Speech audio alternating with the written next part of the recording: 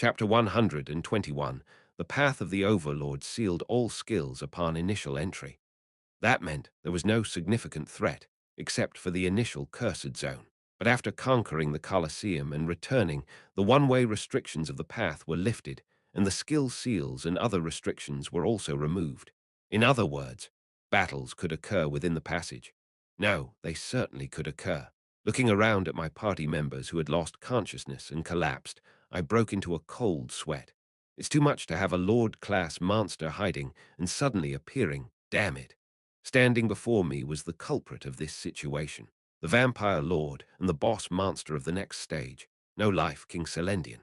He may look like a young boy in his early to mid-teens at a glance, but one should not be deceived by appearances. He's actually a monster with hundreds of years of experience. Celendian was observing me quietly with his bright, blood-red eyes. His gaze was unsettling, reminiscent of a child observing a captured insect. "Do you feel like talking to me, player?" Upon hearing the boy's voice, I replied brusquely, "My name is Ash." I said, "Ash, my name. Ash, Ash-born hater Everblack." These creatures kept lumping me in as just another player instead of using my name. Do they think I won't tell them my name if they ask? My name, Ash, is dirt cheap. I'll hand it out left and right. Upon hearing my name, Celendian blinked for a moment, then clapped his hands together. "Ah, yes, of course, you guys have names too." "What did you say? When you look at ants, you call them ants. You don't ask their names, do you?" Celendian slightly bowed his head. "Anyway, I apologize. I was thoughtless. I repeat, I had no intention to upset you. I also didn't intend to harm you. Didn't you? Then what's this?" Pointing to the collapsed party members around us, Celendian cast a glance at them. "Understand, human. For me, it's quite a hassle to subdue you without killing you. I just wanted to have a conversation." As I watched him apologize and ask for understanding, I became certain. This guy, he didn't come here to kill us. If he had intended to, we would all be dead by now. But he only subdued us and even wanted to start a conversation. Celendian's purpose was not to kill us. Of that, I was certain. However, why? Why go to the trouble of keeping us alive, we who are as insignificant as ants and could be crushed with a flick of his finger? Well, fine by me. If he's willing to lower himself to this extent, I see no reason why I can't indulge him in a conversation. Plop, I just sat down right there on the corridor floor. Celendian's gaze turned puzzled as he looked at me. "What are you doing?" "I'm sitting. You sit too." Sit here. I'm not sure what you want to talk about, but it's awkward standing like this, isn't it?"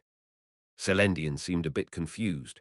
Apparently he wasn't familiar with the sitting culture, but cautiously sat down in front of me without a word. For a moment, we sat facing each other, silently observing one another. I was glaring blatantly, while Celendian had a calm expression. I really wanted to punch him right in the face, but doing so would likely cost me my life. Anyway, I took a deep breath and asked, "So what is it that you wanted to talk about with me so badly?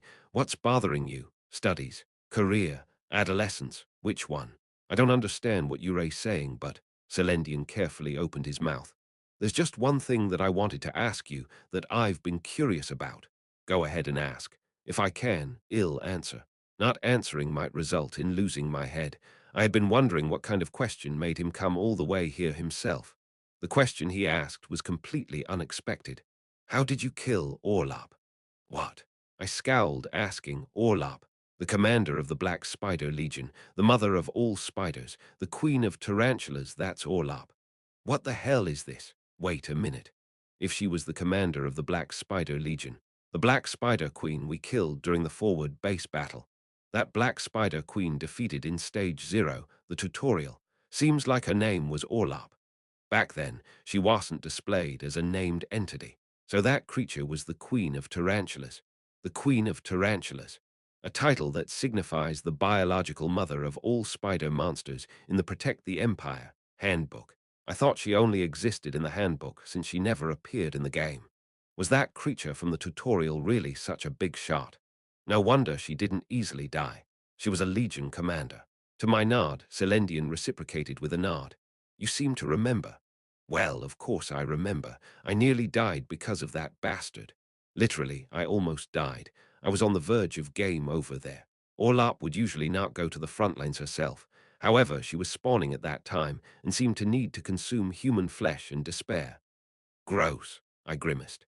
There was no need for such a horrific tale. However, she died. Selendian stared at me gently. You killed her with a cannon.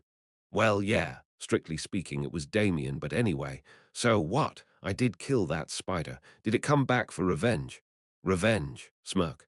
A smirk formed at the corner of Selendian's mouth. It was the first expression he showed on his face. For that mere spider? Hardly. I did tell the king I was going to battle for revenge, but that's just a superficial reason. I never had sympathy for that filthy spider. Then why? What's the connection between me killing that black spider queen and this kid coming after me? The answer was revealed soon.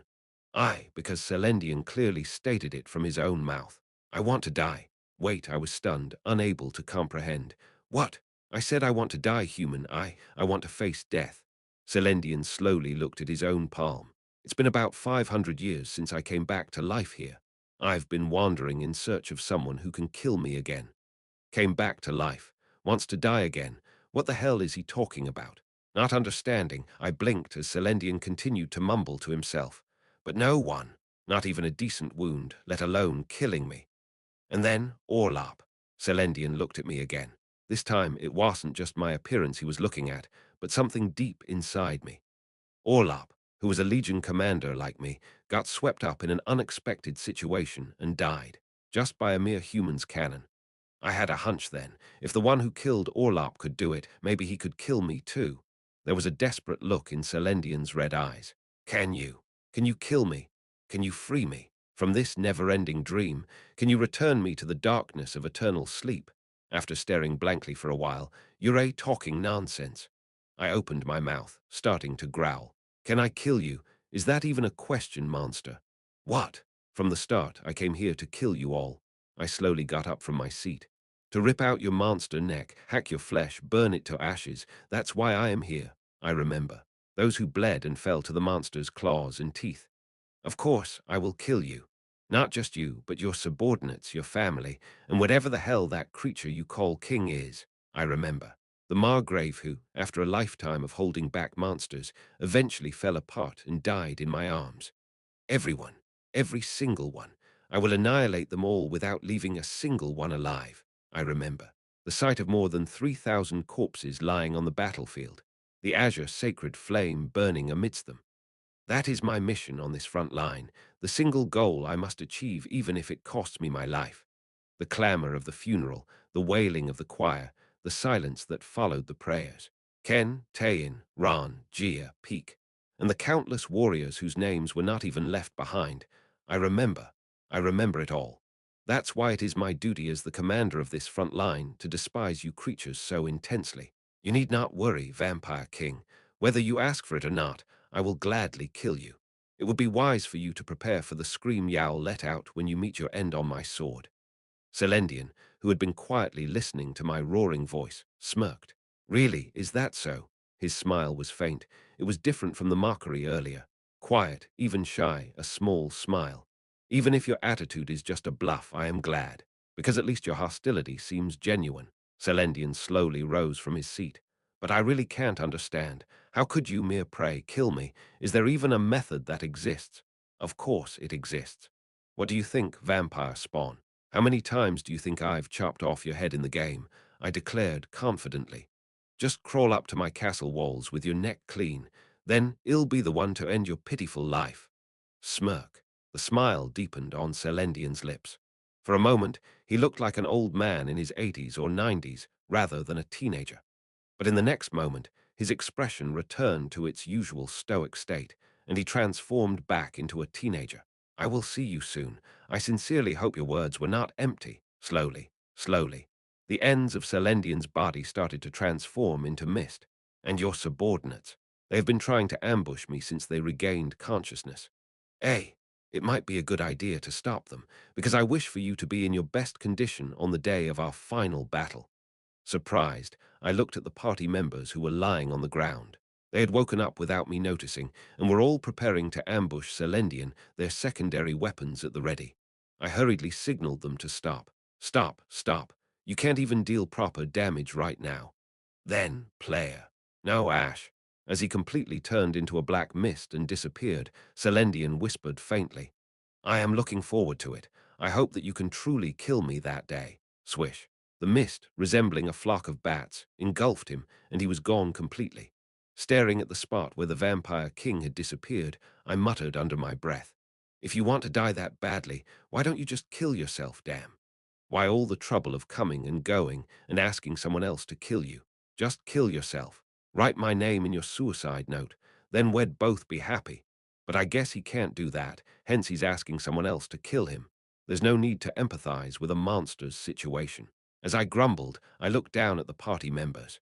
They were all grimacing in pain, slowly picking themselves up. You don't need to despair over the difference in strength. Our fangs will definitely reach that guy's neck. I lifted up each of the moaning party members one by one. I will make it happen, and you will make it happen. With so many things to say, the party members looked at me. I just nodded at them. Let's go back. There's so much to do. Chapter 122. After a long trek down the corridor, we made it back to base camp a few hours later. The curse on the vertical passage had also been lifted. As I pushed open the manhole cover and climbed out, a familiar safe point greeted me. I let out a long sigh of relief. We made it back alive. The possibility of getting ambushed by a stage boss in such a place had never crossed my mind, and it was a lot to process. Physical fatigue aside, the mental strain was just as heavy. Well, the dungeon is the monster's base, so it's only natural to expect an ambush. But a stage boss coming directly is crossing the line. The balance of the game, which had already gone haywire, was once again fluctuating. We needed to come up with a plan. The moment I returned to Crossroad, I was going to grab that director bastard by the collar and give him a piece of my mind. At that moment, my party members, also bearing the signs of exhaustion, began to ascend one by one through the vertical passage. I managed to muster a weary smile for my party members. You all worked hard. The four of them lined up in front of me, their faces still bearing grim expressions. Hey, don't make such a face. It's only natural we lost to that monster. If we had won, that would have been the real shocker. That would have been truly shameless. It's my fault that, Lucas, with his head hung low, murmured in a stifled voice. I exposed our leader to the enemy. I failed as an escort. Hey, it's not that you weren't good enough. If our SSR grade was inadequate, where did that leave me, a holder of trash stats worse than an N grade? Should I be banging my head in some corner? Ha! However, it seemed Lucas had no intention of stopping his self-blame. His lips pressed tightly together, he kept his head bowed. Next to him, Damien was looking down at his smashed crossbow. I could track that vampire with my eyes, but my body couldn't react in time. Tracking it with his eyes, that was quite a feat. Just by using the eyes. There are things that can't be accomplished. Damien, with a clenched fist and a determined face, looked at me. I will train my body, my lord, even if it's just to make better use of these eyes. I was secretly surprised. I hadn't expected Damien to be the first to say something like this. Next to him, Evangeline gritted her teeth, holding up her shield. I can block it next time. His attack, really? Of course. Unlike the sniper, I couldn't trace the path of the attack with my eyes, but I could intuitively sense which direction it was coming from. Evangeline opened her sharp green eyes wide. My hesitation in trusting my instincts and not moving accordingly led to our defeat. Instincts. Did this have something to do with Evangeline's unique trait, Crossroad? She couldn't have triggered it this time as she didn't have her unique equipment. Next time, it won't just be about blocking. I'll smash that vampire bastard's jaw with my shield. Evangeline growled ferociously. Just wait and see. Next time, definitely. Lastly, Junior shrugged her shoulders. It seems like the magic is completely above my head. The Vampire King was apparently at a much higher level than the SSR grade genius mage. I've never seen such a concise magic formula. He nullified my magic in an instant. He isn't sitting on that throne for nothing. Immediately afterward, Junior cracked a smile. But thanks to that, I've got a hint. A hint? Yes. I never knew such an application existed. I should be thankful to that vampire. Thanks to him, I've gained valuable knowledge. Had she learned something by being bested by Celendian, I looked around at my party members. It seemed like they all had some sort of realization. Celendian probably came to me because she had a question and casually overpowered my party members in the process. But that might have provided an opportunity for my party members to become stronger. By any means necessary. Lucas gritted his teeth. Next time we encounter him, by any means necessary, I will stand in front of you, my lord.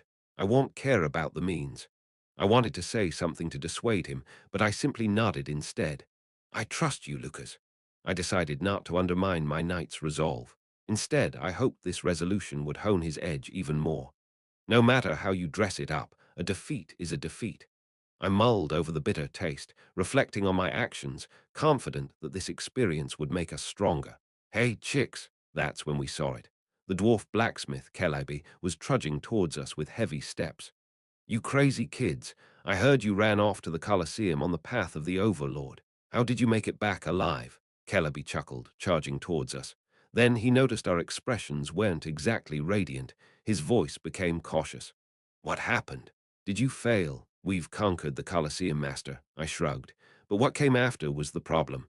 What came after? The Vampire King came himself. We each got a solid hit. Celebi's eyes bulged. What? Selendian himself. As Celebi tried to ask more, I handed him a bag of dark crystals. Celebi, stunned, accepted it. Celebi, these weapons are important. Please take good care of it. I spoke earnestly. We must behead that monstrous creature, but the reality is we lack power. Therefore, the weapon you craft for us is more important than anything. Heh. After opening the bag and letting out a soft chuckle, Celebi winked at me. The materials are all here. Good, I'll start right away. What type of weapon should I craft? A longsword, a cavalry lance, and I glanced at Damien and declared, arrows. Celebi jumped up, utterly surprised. What arrows, you rich kid? You want to waste this precious material on arrows? Exactly. I didn't hesitate. If it can be used to kill the Vampire King, is it really useless? If there's something more precious, I'd gladly sacrifice it. So no more chit-chat. Please craft the highest quality weapon. Celebi, who had been gazing at me, suddenly burst into laughter. All right. Just as you said, if it can kill Selendian, there's no need to spare the materials. Celebi took out something from his pocket to show us. I even got this to make your weapons more special. What is it? It was a tree branch emanating a peculiar energy and a crimson aura. This is Demon's Twig. It's also known as mistletoe. It grows only in the deepest dungeons. A cursed branch, a rare material item that can be acquired only in the latter half of the game. I swallowed hard. If you craft an item using this branch. Ho. Seems you know, Prince of Sprouts. Celebi grinned widely and explained. If you forge a weapon using this branch as a material, it becomes a cursed blade that significantly reduces the healing ability of those hit. This blacksmith, he looked so much like Santa Claus. There could be no better gift for those vampire bastards. What Celebi meant was that he would add an effect to the fortress weapons that reduces healing ability. This would truly turn the weapons into hard counters against vampires. Stunned by this unexpected windfall, I pointed at Celebi's shoulder. Did you get hurt getting this? Celebi's shoulder was wrapped in a blood-soaked bandage. He must have gone to get this while we were away, and got injured in the process. Hey, don't talk nonsense. I just scraped it a bit when I tripped earlier. I found this branch on my way back from a short trip. Annoyed, Celebi soon cast a heavy gaze on me and the party members. This is the only way I can help. The blacksmith, who had lost all his brothers to Selendian, was unusually serious. Kill that monster no matter what. Free exploration ended. Leveled up characters: Ash X, LV3410, Lucas SSR, LV42, Evangeline SSR, LV41, Jupiter Jr. SSR, LV37-1, Damien N, LV35-2. You can now promote to the second class, deceased and injured characters. None acquired items, dark crystals. 20 pieces summon scroll. Chimera origin player skill, Colosseum victory chests. 6. As soon as we returned to the crossroad, the party disbanded. I sent everyone back to their lodgings. Everyone, don't think about anything and just get some rest. Lucas, you two, rest at least until dinner. We had been through a 2-day schedule, got battered in battles, our pride was scratched, our legs were tired from walking. Everyone must have been exhausted. Understood. I'll rest a bit and resume escort duties, my lord. I'll get some sleep. See you at dinner, senior. Yawn. Lucas and Evangeline entered the lord's mansion. Call me any time if you need me, prince. I need to review today's battle. Well, your highness, I'll be waiting for your call.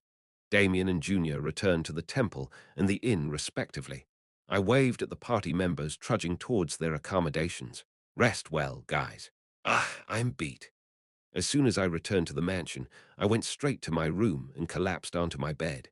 Turns out, the one-on-one with the Vampire King had exhausted my mind more than I thought. My head was spinning and my stomach was churning. As I thought about him, my consciousness sharpened independently from my condition. Those red eyes, looking down on humans like they were insects, the gaze of a predator. To beg for death from a human while looking down on them so. It's outrageous. I clenched my teeth and sat up in bed. Despite the fatigue caking my entire body, I felt like I couldn't rest easy. Let's sort out the items I got this time. Sitting upright on my bed, I opened my inventory. The items I obtained from this free exploration weren't half bad.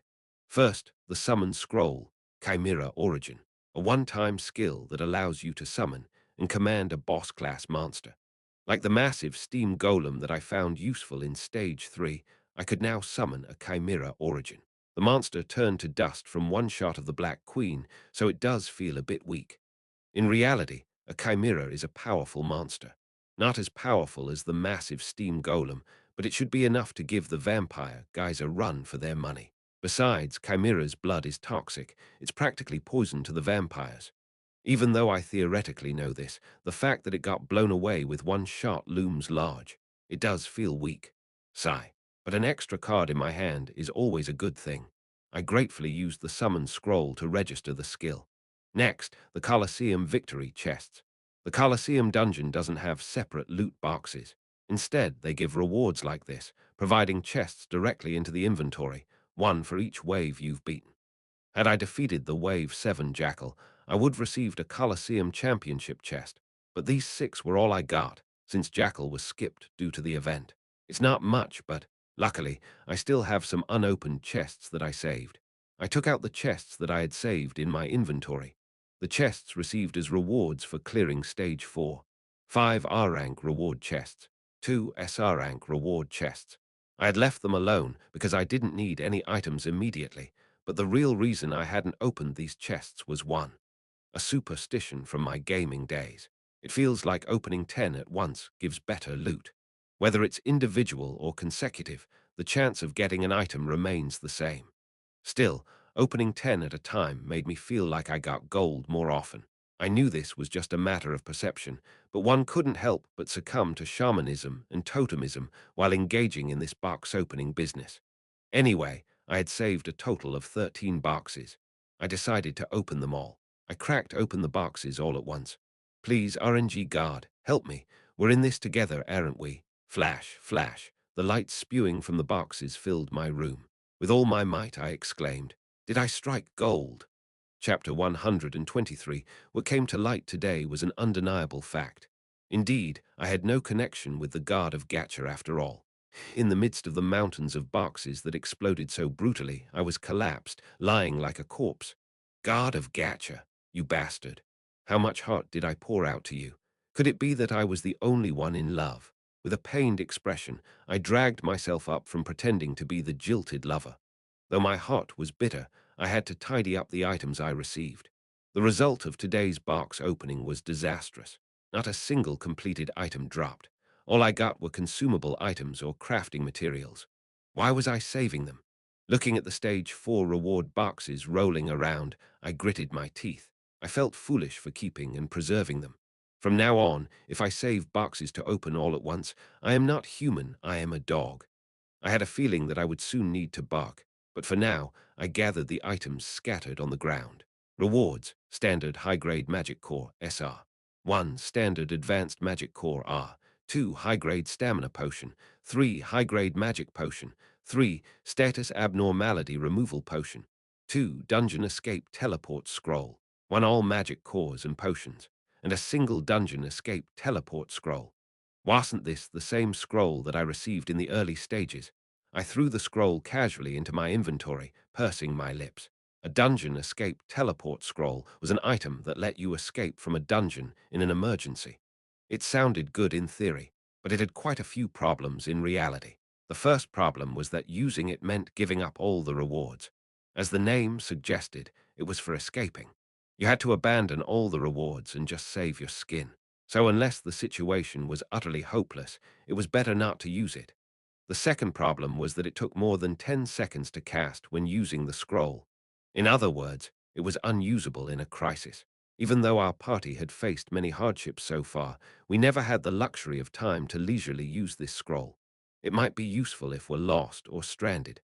Anyway, there's hardly any use for it. The potions and cores were fine, they could be used widely. But they weren't the rewards I was hoping for from opening boxes. I sighed deeply after sweeping all the items into my inventory. I was hoping for something that could help in this stage. Wait a minute. I felt like something was missing. I counted the items in the result window. There are 12 in total. Weren't there 13 boxes? When I looked around, a SR grade reward box was left untouched in the corner of the bed. Why didn't it open? I was sure I opened them all at the same time. Did I make a mistake? Suddenly, a glimmer of hope reignited. I put my hands together, praying to the god of Gacha once more. Hey, god of Gacha, we had good times, didn't we? Show me some of that old affection and give me one completed item. As I shouted and opened the box, I begged for just one item. Please, and then, flash, a purple light surged out from the box and gathered into one shape. I gaped in surprise. A completed item really appeared. Screaming Gauntlet SR, LV30, Category, Auxiliary Equipment Defense, 5-10 Durability, 5/5, Intelligence +5 Magic Power +5.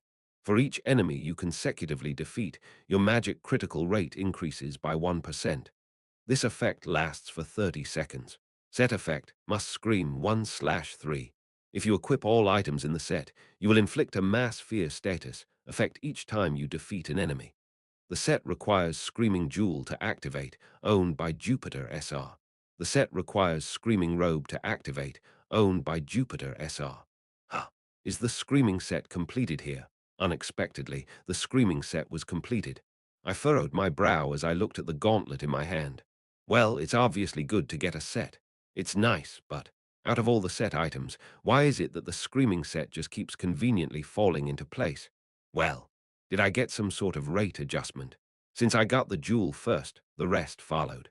I eyed the item with a groan. Something seems suspicious. Let's be thankful and use it for now. Anyway, it was an SR grade set item, a three-piece set at that. It fit perfectly for Jupiter, who was an area magician. To clear stage 5, we had to mobilize all the means at our disposal. There was no room for being picky. Come to think of it, I also had that item I had ordered at the blacksmith. I remembered another item I had ordered quite a while ago. It was also made for Jupiter, but the rightful owner had been incapacitated by an injury. It's been left untouched. I'll have to give it to her all at once. I tucked the Scream gloves into my bag. I worried whether Jupiter would be able to properly use these items. After resting until evening, when it was time to eat, as expected, Evangeline hadn't come because she was sleeping. She'll make a fuss about being hungry again in the middle of the night. Lucas served my meal with a heavy look on his face. You look like you're going to collapse just standing there, so loosen up. I understand that you're worried, but my appetite is also becoming heavy. After the meal, I ordered Lucas to forget about his escort duties for today and rest well. He surprisingly accepted, and told the chef that Evangeline would likely raid the kitchen in the middle of the night and to leave a portion aside for her. And so came the night time. I sought out Ada's room. Director, attend to your player guests. Oh Lord, why are you in my room? Ada, who was dealing with paperwork in a corner room of the mansion, was surprised when I visited. I came to talk to you. Come to think of it, this was my first time in Ada's room. I slowly looked around the room. It was an unimaginably bland space for someone to live in. The room, painted with colorless wallpaper, only contained a desk, a chair, and a bed as furnishings. There wasn't even a single book besides the documents he had to deal with as an aide, and it was completely empty. He managed to live in such a place. I spotted something in a corner of the desk and approached. Chess. An old chessboard was sitting there. Maybe he was in the middle of reviewing a match. The black and white pieces were haphazardly scattered about. While I was blankly looking at it, Ada carefully called out to me. My lord. Yeah. I didn't come to look at this guy's room interior. I'd better get down to business quickly. I quickly explained to Ada about what happened during this free exploration. Selendian visited you in person. Ada also seemed surprised by the news of the Vampire King's intrusion. A boss monster personally seeking me out. This time, thanks to that screwball, we got through without a major issue, but it would be troublesome if such a thing happened again. How am I supposed to do dungeon exploration? I talked at length, but in the end, what I demanded was one thing. Compensation, this guy. Give me compensation. Spill the loot. It's a violation of the game rules for a Legion's Lord to come out of their domain and directly seek a player. But Lord, this place is reality. Ada murmured thoughtfully. Whether it's monsters and humans, Lake Kingdom and the Empire, most things that happen within the framework of this great game are allowed. Don't you know that, my lord? I guess so. I've also been using some tricks that would be impossible if this were a game. For instance, equipping Damien with 6 magic guns. But if that's the case, there's no guarantee that I won't be ambushed again in the next free exploration. If things go wrong, it's game over. Hold on a moment, my lord. Ada opened a system window and swiftly manipulated something. I've added some simple features to the achievement store. If you purchase and apply them, they will help prevent situations like this one. Oh, I quickly opened the system window too. What's this? Welcome to the Achievement Points exclusive store. You can purchase various items and abilities that will help in the game with your accumulated achievement points. Current achievement points. 900,000 new products. Let's see. Is this it? Boss detection radar for free exploration only sends a warning when a boss monster is nearby. Price. 5,000 emergency escape bomb. For free exploration only, it enforces a stun on surrounding monsters, and the player party's movement speed increases by 100%. Price. 45,000 uses up 1 dungeon escape teleport scroll when the function is activated. That sure would come in handy. It doesn't block it systemically, but it detects it and asks to run away. Moreover, is it telling me to rush in and fight while fleeing? Isn't it better than nothing? Aha! I guess it's better than nothing. Sigh. Grumbling, I spent my points to purchase the function. My rebel's necklace, that was tight around my neck, flickered for a moment. The function must have been activated. And my lord, while such an element may seem like a crisis right now, Ada pulled up the corners of his mouth faintly into a smile. Later on, you might be able to utilize it, don't you think? The fact that the stage boss monster can come find you in the dungeon means, on the flip side, that you can go find the stage boss monster in the dungeon. I blinked in surprise. Wait a minute, that's true. In that case, it depends on how you, my lord, choose to use it.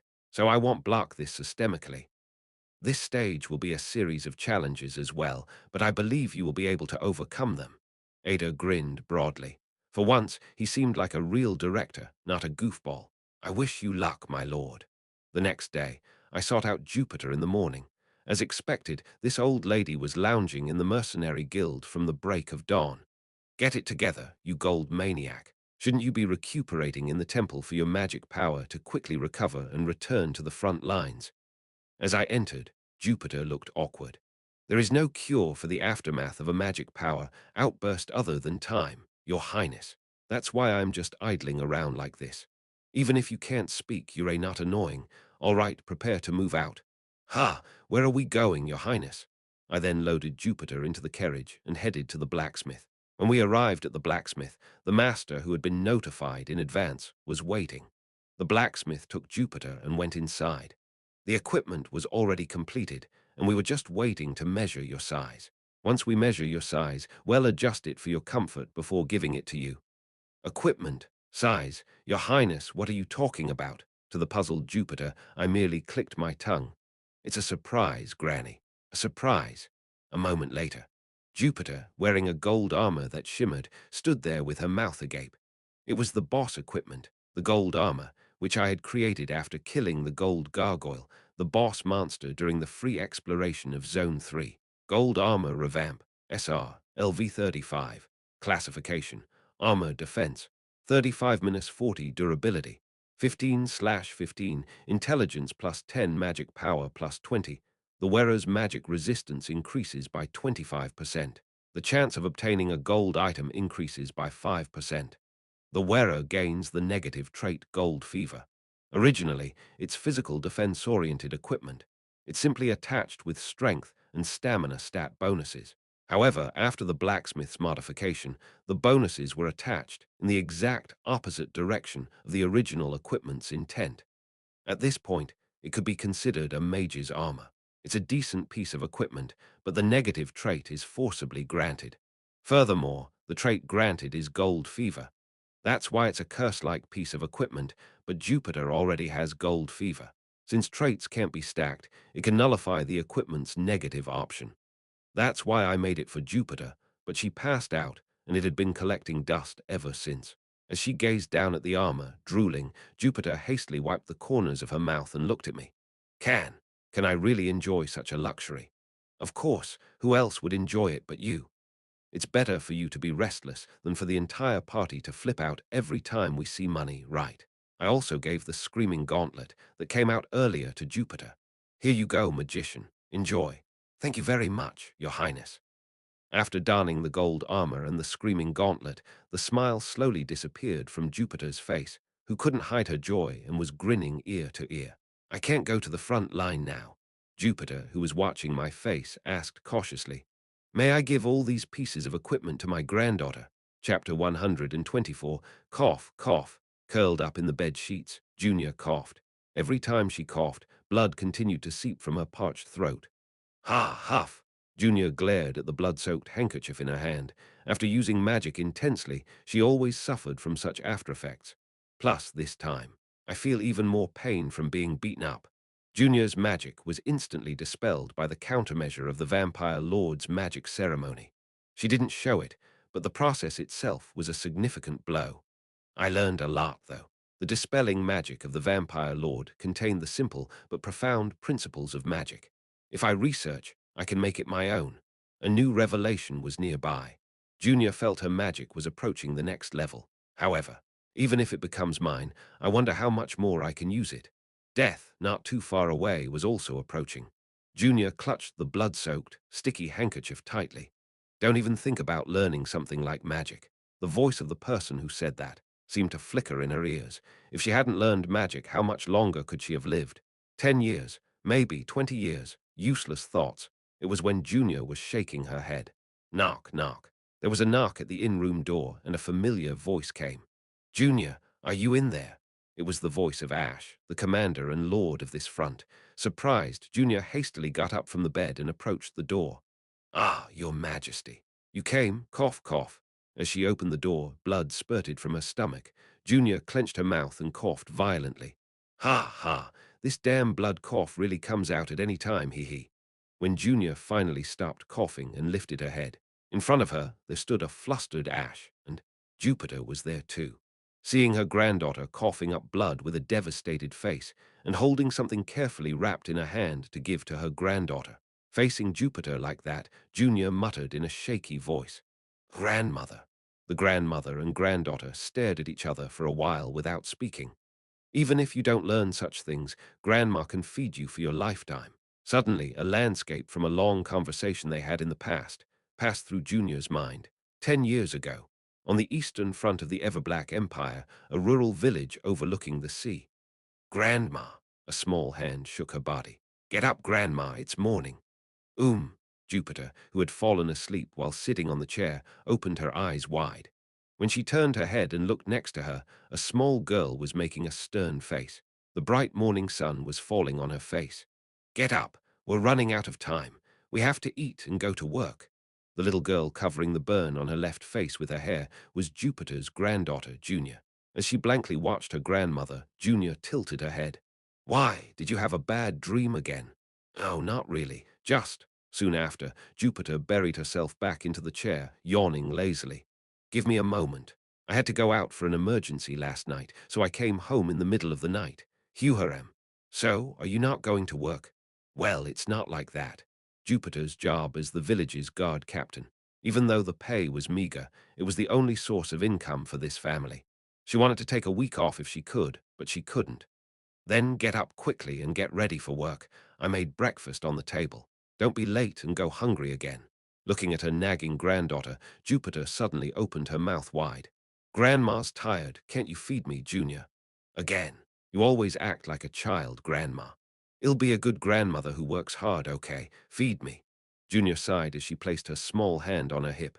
I can't help it. A moment later, Junior, who brought a bowl, scooped oatmeal with a spoon and put it into Jupiter's mouth. Here, as Jupiter chewed slowly, Junior asked cautiously, "How is it? Is it good?" "No, it's bad. My granddaughter can't cook." "Ah, not again. Then Grandma will make food." "Grandma doesn't know how to do that." She had lived her entire life on the battlefield, her meals being a hodgepodge provided by her subordinates. Jupiter had no living skills whatsoever. She was clueless about cooking, cleaning, laundry, practically everything. "What on earth do you know, Grandma?" "Only magic, well." She seemed like a total failure as a grandmother. Junior, pondering, continued to feed Jupiter oatmeal, despite her grumbling. Jupiter quietly accepted the meal. When the meal was over, "Then it'll be off." As Jupiter donned her Empire Army coat over a shabby shirt, she glanced inside the house. The rest of her grandchildren were still asleep. Only Junior, the eldest, had risen at dawn to prepare breakfast for the family. "Oh, my granddaughter is remarkable."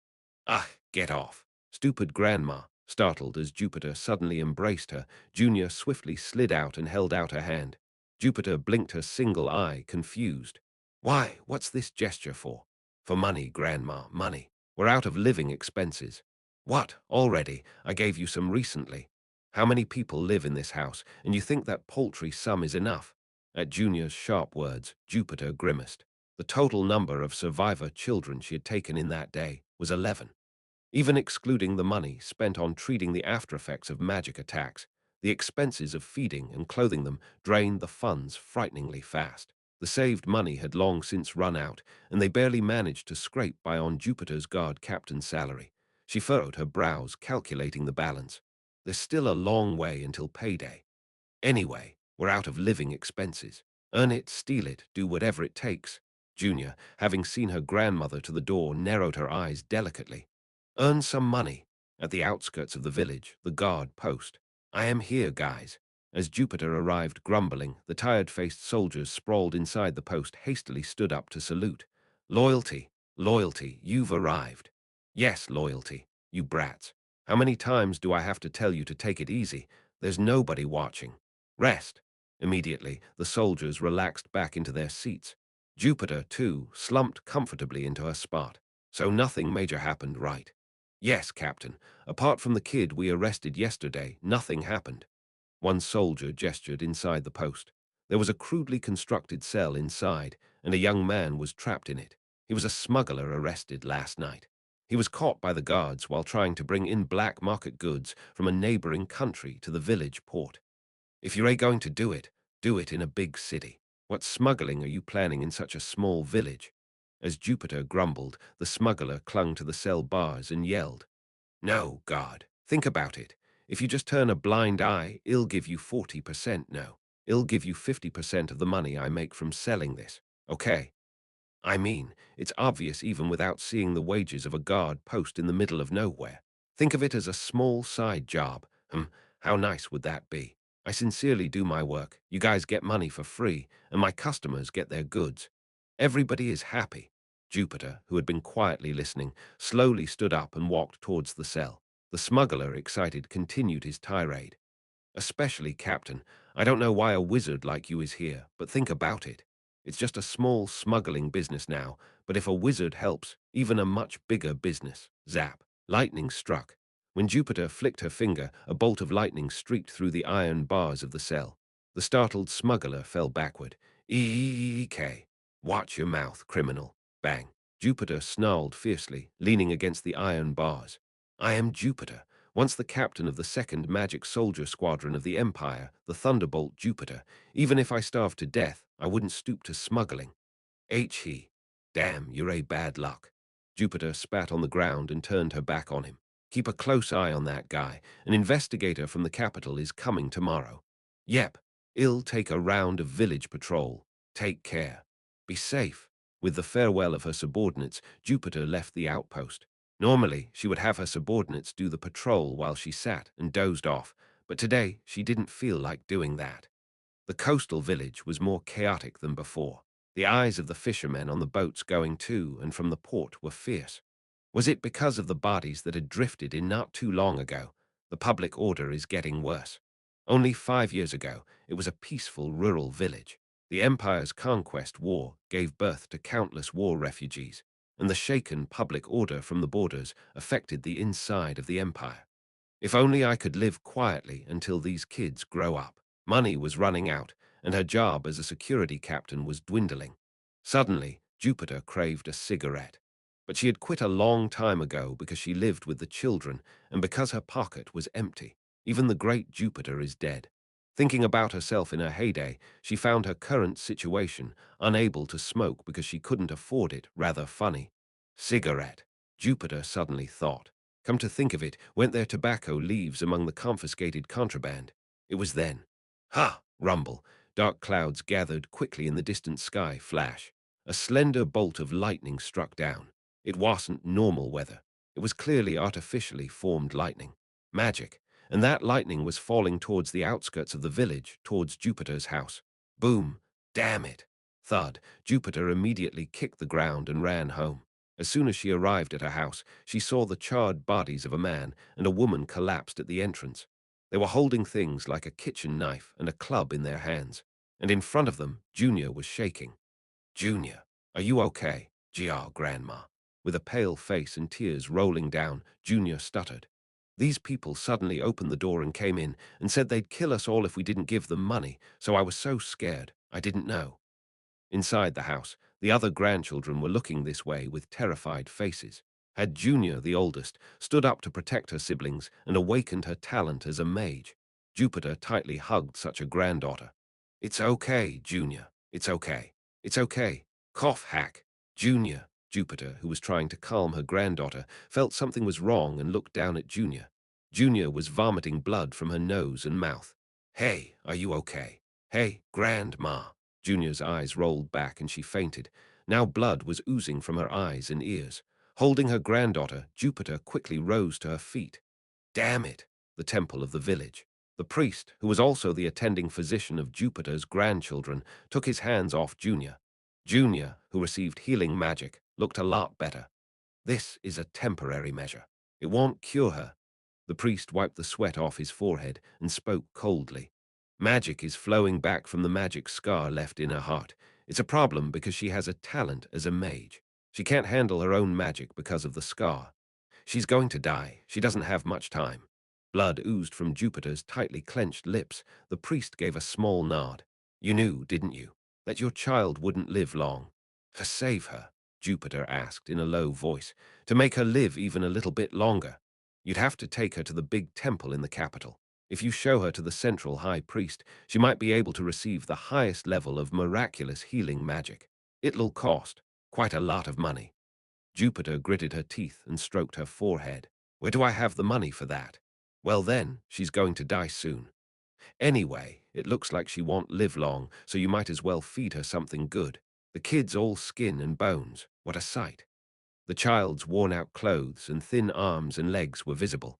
Jupiter thought. All she had done was to gather these children, wasn't she actually killing them slowly, unable to provide proper treatment, making them suffer in poverty? Money. Jupiter's fist tightened as she gazed at her granddaughter, who had fallen asleep as if she had fainted. Damn it, money! Late in the night, after all the guards had gone home.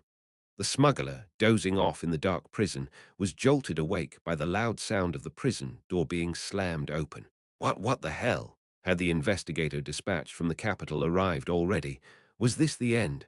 The smuggler trembled at the thought. Step by step, approaching the prison was Jupiter, the captain of the guards at this place. Hey, trash! One hand twirling the key to unlock the prison cell, the other hand rolling and lighting up a cigarette taken from the seized smuggling goods. Inhaling the smoke deeply, Jupiter exhaled slowly. Let's talk about the smuggling deal you mentioned earlier. Tell me everything. Chapter 125, a few days later. Wow, what is all this, Grandma? Junior's eyes widened as she saw the various goods that Jupiter had brought home, from various food items to snacks, new clothes, dolls, and toys. It was filled with items that were difficult to see considering the household circumstances. Jupiter unloaded the items with a broad smile. Our income has increased a bit. Junior, wide-eyed, looked up at her grandma. Jupiter raised her voice in the house. Kids, come out and see what Grandma has brought. One by one, the children from inside the house came out, screaming with joy. Children missing limbs or covered with burn marks hobbled over to Jupiter to receive their gifts. And ta-da! Finally, Jupiter handed something to Junior with a broad smile.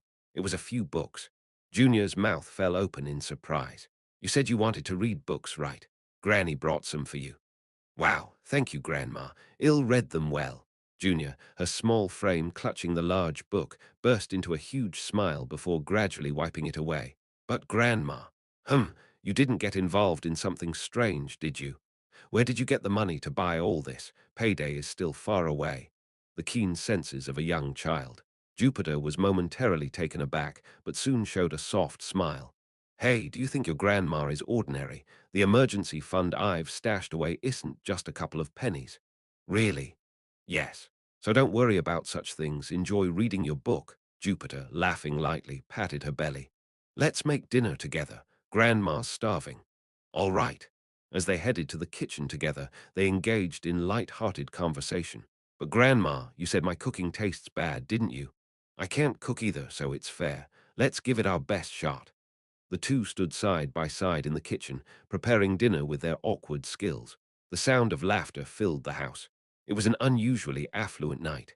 After dinner, while the children were playing loudly with their dolls and toys, Jupiter lit a cigarette outside the front door. Sigh, she had started smoking again after a long time and found it impossible to quit. The guilt about the illicit grain trade she had just started, the fear of the fraud and crime she had committed, were all suppressed by smoking. At that moment, Grandma, Junior poked her head out the door. Startled, Jupiter quickly shook out her cigarette. Junior, what is it? It's chilly, go back inside. Hee hee. I have something to show Grandma. Junior, with a bashful smile, raised her hand. Look at this. Magic attribute elements spurted from Junior's fingertips, shining brightly. Jupiter's face froze. Junior smiled innocently. I've been able to control these guys since that day. I guess I have talent in magic. The priest's words from a few days ago popped into Jupiter's head. The magical power is backflowing from the traces of magic left in the heart. The problem is that the child has talent as a magician. She can't handle her own magical power because of the trace. Oblivious to her grandmother's thoughts, Junior nodded enthusiastically. When I grow up, I want to be like Grandma. I want to become a great magician like Grandma, make a lot of money. For Grandma and the kids, suddenly. Junior, about to say something more, stopped, because Jupiter had grabbed her shoulders with a scary look on her face. Don't even think about learning magic. Huh, why? Even without learning such things, your grandma can feed you all for a lifetime. But, promise me, Junior, promise me. Even for my sake, you won't learn magic. Junior, who had been nervously looking at Jupiter's serious face, murmured uneasily. But Grandma, it's hard for you to take care of us. I just want to grow up quickly and help Grandma. Junior, you just worry about yourself. Got it. Jupiter pulled Junior into a quiet hug and patted her back. Grandma's fine. Since I am fine, you don't need to worry. Junior quietly rested in her embrace. The wealthy times were short. They didn't last even a few months. The investigators of the Empire were skilled. Jupiter's smuggling operation was promptly exposed. The crucial evidence was the expensive healing magic used on over 10 children in the capital, a luxury too costly for a disgraced soldier. The investigators sniffed it out, descended upon the village, and began their investigations. The smugglers apprehended on the scene all named Jupiter. The investigation was swift, and Jupiter did not refute the charges. Her guilt was undeniable. So Jupiter was ultimately forced into disgraceful retirement. Such was the grim fate for a lifetime dedicated to the military. It's karma, she muttered. As she removed the last of her belongings from the guard post, Jupiter gnawed on the cigarette clenched in her teeth. She didn't regret it. Had she not involved herself in the smuggling, the children wouldn't have received the advanced healing magic, and they might not even be alive now. What worried her was the future. Her expenditures were still high, but her income had dried up. Where will I earn money now? Not too far off, she spotted the fishing boats coming and going at the pier. Perhaps she should consider fishing. Thunderbolt Jupiter. Turning at the sound of a call, she saw a group of rough-looking men flocking towards her. Congratulations on your newfound freedom. Amidst the group, a smartly dressed man smirked. He was familiar. He was a business associate she had encountered during her smuggling days. Jupiter's brows furrowed. Did you come to mock my disgrace? Absolutely not. I'm not stupid enough to offend a mage. The man standing in front of Jupiter got straight to the point. Let me cut to the chase. Thunderbolt Jupiter, have you considered becoming a mercenary? A mercenary? Yes, a mercenary who will fight for anyone as long as they're paid. Disgust flitted across Jupiter's face. So, you're saying that Jupiter, the fire mage, should consider becoming a mere mercenary? Is that what you're implying? It's not just about becoming a lowly mercenary. You're in a situation where you'd need to become even a hunting dog led by a mercenary. The man sneered as he spoke. You need a lot of money, don't you? I am not sure about your charity work, but in this world, where just raising 2 kids can break your back, you're raising more than 10 children alone. Wasn't it because of them that you even got involved in this dirty business? You've smuggled. Why not take on a mercenary job? The man pulled out a small box from his pocket. As he opened the box, several luxurious cigars were revealed. As a skilled person like Thunderbolt Jupiter, you can earn quite a lot as a mercenary. Come with us. Her hesitation was brief. Jupiter reached out to take a cigar. The man smiled, cut the end of the cigar, and lit it for her. The priest will frequently come to check on you. On the night she accepted the mercenary recruitment, Jupiter gathered the children and explained how they should live from now on. The resident priest promised to visit frequently, and she also asked for help from her neighbors. Her former guards also cheerfully promised to help care for the children. The substantial prepayment from her employer was all given to them as gratitude. The remaining money was handed to Junior. This should be enough for half a year's living expenses. Use it sparingly. Junior, as the oldest, you have to look after your siblings. Yes, he'll earn a lot of money and come back quickly. Jupiter met the gaze of each child, sharing her farewells. Junior clutched the bag of money in her hand tightly.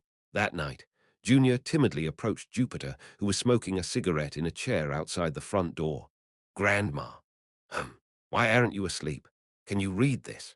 In Junior's hand was a storybook Jupiter had bought a few days ago. Chuckling lightly, Jupiter lifted Junior onto her lap with a heave-ho, and holding her granddaughter, Jupiter began to read the storybook slowly. Junior clung tightly to Jupiter. Grandma, how far are you going? Halfway through the book, Junior suddenly asked. Jupiter casually answered, Well, I'm headed west first. Apparently, there's a war-torn country there. Can't you stay here with us? Scared without Grandma, Jupiter gently stroked her granddaughter's hair. He'll make a lot of money and be back soon. You don't need to be scared. Junior knew it too, the fact that Grandma had to leave, but there was no helping her fear. Junior pressed her face hard into Jupiter's embrace. I've been having scary dreams lately. A nightmare? Yeah. You too, Grandma. Indeed, Grandma often has them too. Jupiter gave a broad smile as she patted her granddaughter's back. But today, y'all have a good dream. On a creaky old chair with the sea breeze in her face, Junior slowly fell asleep. Jupiter whispered softly into the sleeping girl's ear. Sleep well, sweetheart. Afterwards, Jupiter set off to find a war roaming across the continent. The income as a mercenary wasn't as good as she thought. Wars were frequent, but most of them were in a lull. Eventually, Jupiter had to get her hands dirty with all sorts of unsavory jobs, not just being a mercenary. The honor she maintained as a soldier was of no use in front of the livelihood of her grandchildren.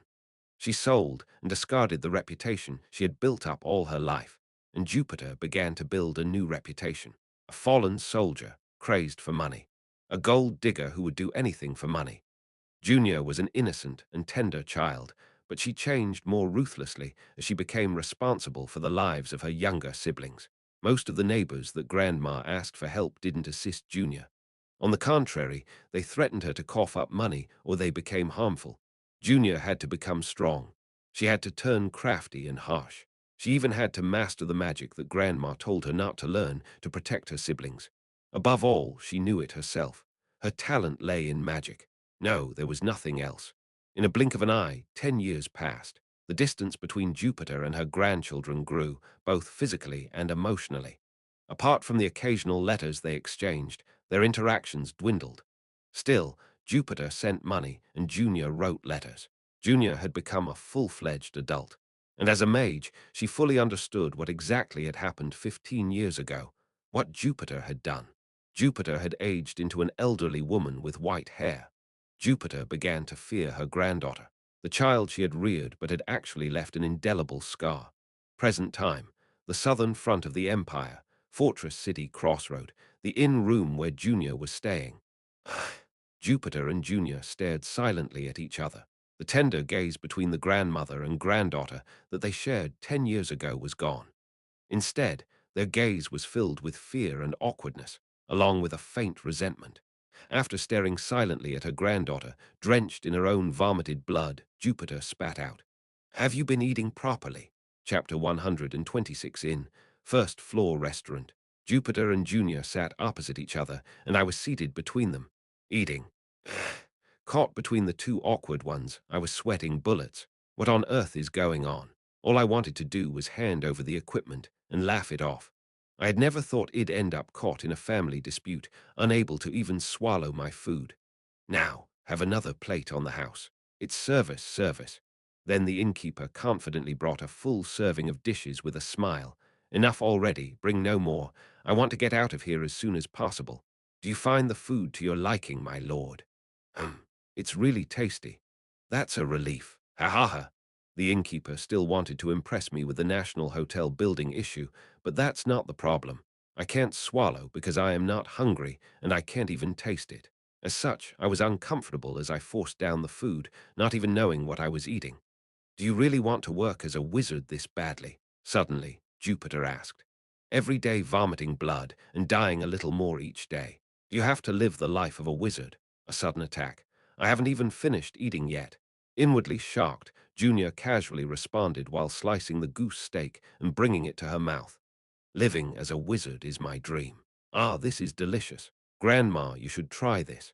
She let it slide without even batting an eye. Amazed by the sudden exchange, I subtly moved back. Looks like I need to switch to spectator mode. That's not living as a wizard, Junior. You're dying every day. Jupiter growled lowly. Junior didn't even make eye contact, continuing to chew her food. So, if I quit being a wizard and obediently stay at home, then will I be alive? You'd live longer than charging towards death like you are now. Everyone dies eventually, Grandma. My time is just shorter. It seemed like I heard a clanging sound. The two who exchanged blows under the name of conversation fell silent for a moment. Jupiter was the first to speak again. Are you planning on dying before me? Then Junior looked at her grandmother with a faint smile. That wouldn't be too bad. Jupiter closed her only eye tightly, then pushed her chair back with a scraping noise. I apologize, Your Highness. I will retract my previous words. Ha! What? I will use all the equipment you provided. Giving it to a child who will die before me seems pointless.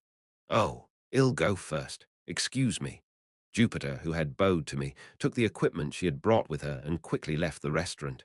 As I watched Jupiter's now empty seat, I mumbled nervously. Are you okay, Junior, with your grandma? No. Ha! She's not my grandma. Junior emotionlessly mumbled as she jabbed the steak piece on the plate in front of her with her fork. I've never thought of her as my grandmother. I couldn't say anything because I had once heard about their past, but still. But Junior, Jupiter is right to some extent. If your body gets this bad every time you use magic, it would be better to restrain yourself a bit. Your Highness, Junior uttered softly. Our opponent in this defensive battle is the Vampire Lord, and without me this battle itself wouldn't take place. Isn't that right? She was absolutely right, so I closed my mouth. Yes, now is not the time to hold back or worry. Rather, it's a situation where we need to push Junior to her limit, no matter how much blood she vomits. Everyone on this front line is risking their lives, Junior stated calmly. The strategic value might be different, but the life of a wizard isn't any heavier than the others. I'm just risking my life in the fight as well. The food was delicious. Junior, who got up, gave me a fox-like smile. You're paying, right? Are you really going to squeeze money out of someone who might not be here tomorrow? Junior declared she was going to rest and climbed the stairs to her room, leaving me alone in front of the remaining untouched food, sighing deeply. Everyone's dealing with family problems. I recalled that Ash, the brat, also seemed to have a family history full of trouble. I didn't know who to listen to anymore. After pondering over these insoluble problems, I jumped up from my seat with an exasperated exclamation. Why was it my problem? I could only hope the two of them would resolve their issues on their own. Hey, owner, can you pack this for me? I'll take it home. I plan to give it to my night duo. They would enjoy a good feast. A week later, Lake Kingdom Dungeon Base Camp. Calliope's Forge. It's finished. At Calliope's words, I swallowed my dry spit. Lucas, Evangeline, and Damien, who had accompanied me, also gasped in surprise. With a chuckle, Calliope pointed at the weapons lying on the table. You better be careful. These weapons are made from the star silver, so they're inherently unstable. Plus, they've been alchemically treated with devil worm dust. On the table was a long sword sheathed in leather and the head of a massive cavalry spear. There were also 3 quivers filled with arrows. Even though it looks white and beautiful, similar to a holy sword, it's no different from a demonic sword. Use it with utmost caution. I casually shrugged off his warning and carefully stepped up to the table. I was eager to check the equipment stats. I reached out to the long sword in the front. Let's see here. Perishable Star Silver Long Sword SSR LV40. Category: Long Sword Attack Power. 4-50 Durability. 10/10. Inflicts 100% additional damage against all nefarious enemies. Ignores enemies' defense when dealing with all nefarious enemies. When hit, applies a 75% healing reduction effect. The prefix perishable was attached. This meant it was a weapon with a top-tier healing reduction effect, double damage boost, true damage through defense ignore, and a healing reduction effect. It was a perfect vampire slayer. Against non-vampiric enemies, it was just an ordinary long sword. But for vampiric enemies, it was indisputably the most powerful weapon. Satisfied, I nodded and turned around. Lucas. Yep. Lucas took the sword and drew it with a smooth motion. Swoosh. The white blade emerged into the world, emitting a smooth sound. It was a pure white sword, as clean as freshly fallen snow. It emanated a faint red aura, perhaps due to the alchemy done with the devil's worm dust. Swoosh, swish. As Lucas lightly swung the sword in the air, the sound of the wind splitting against the blade echoed sharply. Dart, dart, dart, it's excellent. After a few more swings, Lucas sheathed the sword. With a click, the sword was swallowed back into the scabbard. This is the best sword I've ever held in my life. Pure haha, of course. It's the first time you're holding one of my weapons. Naturally, it would be the best you've ever held. Calliope burst into laughter. Despite his words, he couldn't help but puff up his chest. This old man was truly weak to flattery. Next up is our lady knight. Give me your spear. Oh, okay. Evangeline hurriedly came forward and laid her cavalry spear on the table. Calliope grumbled as he picked up the spear. You really do have complicated requests. It would have been easier to make a new one. The star silver weapon for the cavalry spear was made by overlaying a new spearhead on Evangeline's cross family's cavalry spear. It was a trick I could only attempt because this was reality, not a game. This allowed her to gain the benefits of both her unique equipment and the star silver weapon. Fortunately, it worked out. With a creak and a clink, a white spearhead attached itself to Evangeline's black cavalry spear as if they were merging. The spearhead was made with such precision that it appeared to have been part of the spear from the very beginning. Wow, that's amazing. Evangeline gasped in awe as she swung the spear around a few times. The stats were nearly identical to Lucas' long sword. As long as the handling felt good, there should be no problems. Anything you want to adjust? No, nothing. It's a bit heavier now, but our family spears were always a bit light. I like it better this way. It feels solid. Evangeline cackled, swinging her cavalry spear like a windmill. Who would have thought such tremendous power could come from such tiny arms? Dart, dart, dart, bring me that spear later. That's when Calliope whispered to me. It's a piece of equipment with incredible potential. It might be hard now, but once you have the necessary materials, you can unlock its true power. Typical Calliope. Probably recognized it as a unique piece of equipment for an SSR-grade character. Anyway, I would need the assistance of the divine inspiration for a proper upgrade later. And finally, the arrows for Damien. Damien squinted at each arrow, examining them carefully. Calliope, for some reason, looked as tense as if he were under evaluation by a judge. That guy has quite the discerning eye. You can tell that, of course. The gaze that sees through weapons is different. I have no idea what's different, but Damien does have the farsight skill, so it makes sense. With these arrows, muttering under his breath, Damien eventually pocketed 3 arrows in his bag. I will put them to good use, Master Smith. Good, good. I believe you will handle those arrows well. As Kellerby stroked his beard with a satisfied grin, he remembered something and pulled out more items from the back. I almost forgot. Here's a little something extra. What he produced was a crossbow radiating a crimson aura. Handing over the crossbow to Damien, Kellerby patted his shoulder. I had a bit of the devil's arrow wood left over, so I crafted this. Oh, thank you. Bewildered, Damien received the crossbow with both hands. I examined its stats from the side. Let's see. Unleashed Agony SR, LV35, category, crossbow attack power, 35-45 durability, 15/15. When you hit, apply a 15% healing reduction effect. If the arrow has the same effect, they stack. Upon hitting, there's a 30% chance to curse. The curse applied is random. Expand list of applicable curses. Curious about the curses, I expanded the list. From paralysis to bleeding, confusion, fear, a multitude of status effects popped up. It seems to have all status abnormalities existing in the game.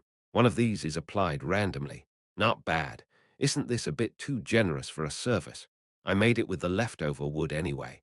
Better to be used by someone than to be thrown away. Even so, to give such a good piece of equipment for free.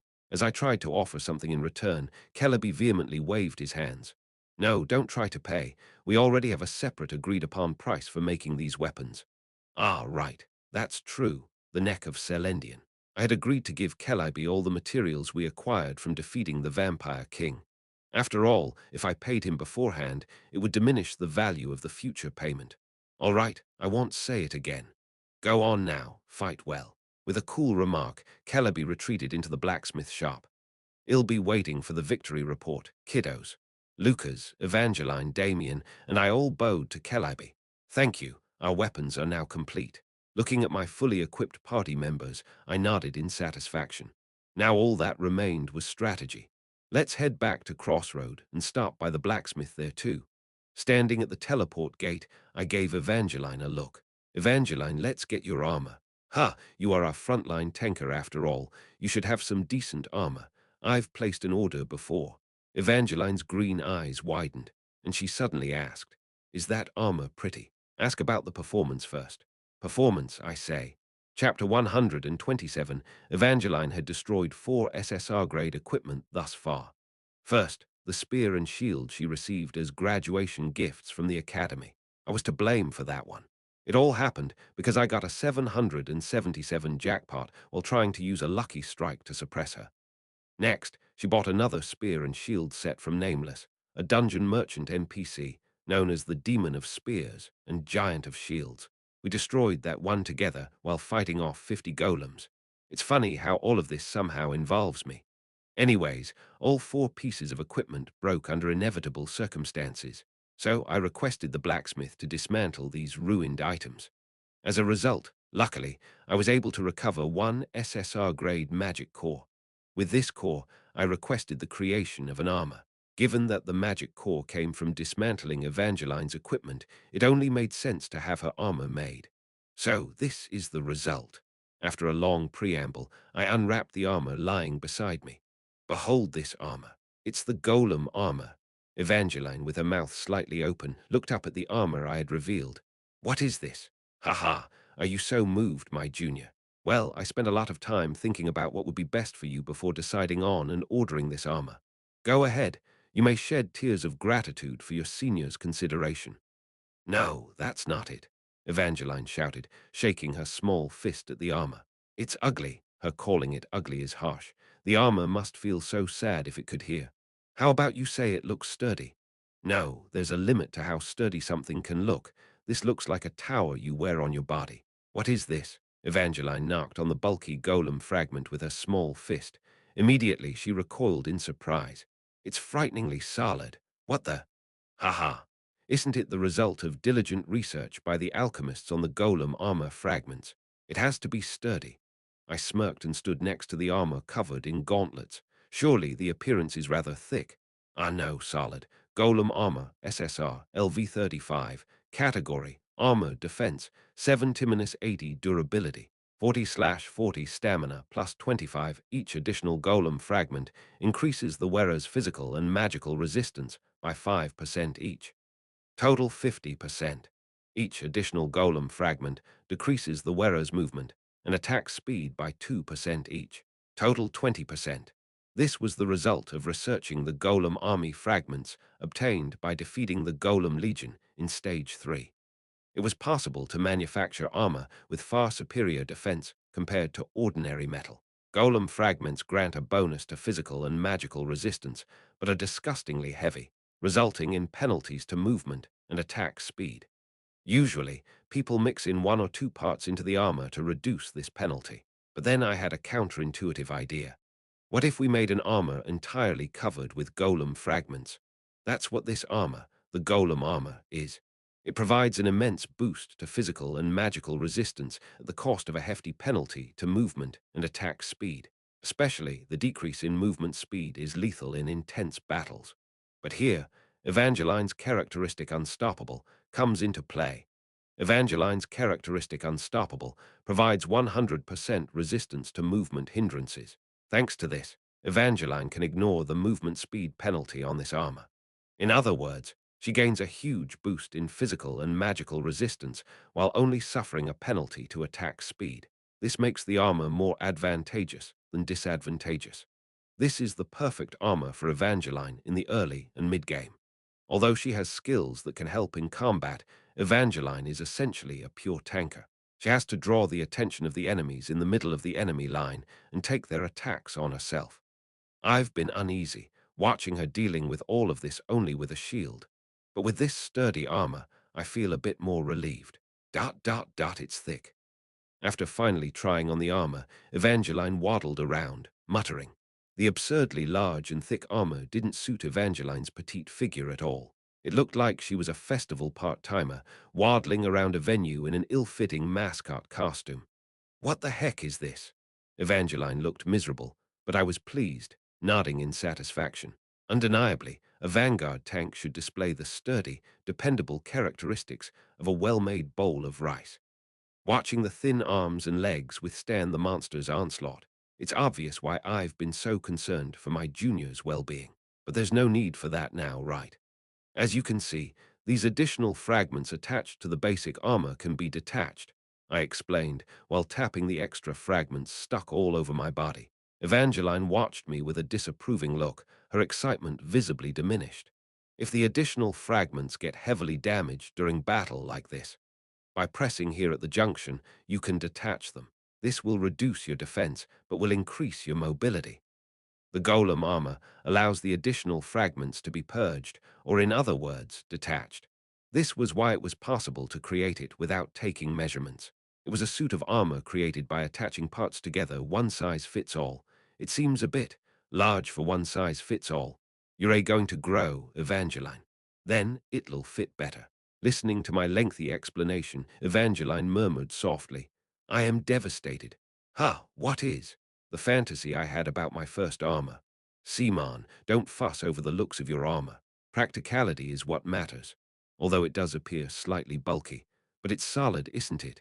Hey, the latest night trend is all about showing off with armor, wearing shiny armor, a cool helmet, and a fluttering cape. Evangeline, who was squawking, eventually hung her head low. Could you promise me one thing, Senior? What? When I get another set of armor next time, please ensure it's truly beautiful. It might be a future matter, but your final armor, the Snow White, is extremely beautiful. So much so, your image in it was used as a promotional photo for this game. All right, I promise. But for now, you have to wrestle with vampires. Just bear with it and put it on. Really, I'm going to exterminate them, these vampires. A ferocity I had never seen before flared in Evangeline's eyes. But it's kind of funny. Cool, seeing her say that while wearing her clunky armor. Turning my gaze away from the spirited Evangeline, I looked at the blacksmith's forge. What about the golem fragments for the common soldiers? Half of the current forge facilities have been allocated to producing golem fragments. They should be distributed to everyone before the start of the defense battle. Good. We decided to distribute a single part of the golem fragments to each regular soldier. They can attach it to any part of their armor or put it on their shields. Such upgrades might not seem like much, but diligently making these improvements, one by one, is important. If hero characters are the hammer, regular soldiers are the anvil. You need the anvil to strike with the hammer, and both must be sturdy to smash the monsters sandwiched between them. Strengthening the regular soldier's equipment consistently is as important as taking care of the hero's gear. Although it feels like I am making a fuss over a single armor part, after giving a few more instructions to the blacksmith, I turned towards the party members. There's a meeting about this defense battle's tactics tonight. Evangeline, who was waddling around in her new armor, Lucas, who was blatantly laughing at her, you bastard, and Damien, who was covering his mouth and laughing, you bastard too, looked at me. Take a break and come to the Lord's mansion by 6 p.m. I gave them a grin. Let's talk about it over dinner together. This defense battle was going to be brutal and hard. I planned to explain the strategy while serving them a nice meal. Since this meeting was also an announcement about the overall strategy for the defense battle, I toured the city and summoned the other party members. The Dian mercenary group was at the barracks. It was a bit past lunchtime, and they were sweating profusely, training in the barracks indoor training ground. 1, 2, 3. Your defense is shallow. One more time. 2 thieves launched an attack on 3 warriors with shields. The warriors defended, coordinating their shields so they wouldn't be breached. In response, the thieves tried to break their defense by launching coordinated attacks. Even though they were only equipped with wooden swords and shields, the fervent exchange of offense and defense was in full swing. It's good to watch. When I muttered that, Dian, who had just realized my presence, was surprised. Your Majesty, you're here. Ha, Lord, you've arrived. The 5 who had put down their shields and wooden swords hurriedly came over to me and bowed. I grinned back at them. I am sorry to have interrupted your training. It looked like you were having a good time. Oh no, Your Majesty, we're embarrassed for showing you something we shouldn't have. Dian genuinely seemed ashamed, but inside I was forming a new opinion about them. They're in the middle of party combined training, even without instructions. All of them were N-grade heroes. They have neither impressive specs nor skills. There isn't much they can showcase, but one of the things they could boast about was their tight teamwork. If a team of 5 can act as one body in attack and defense, they can compensate for the limitations of N-grades and low levels and specs. They knew exactly where they needed to go.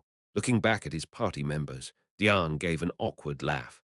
Compared to the other heroes under Your Majesty's command, who are all extremely talented, we're rather ordinary.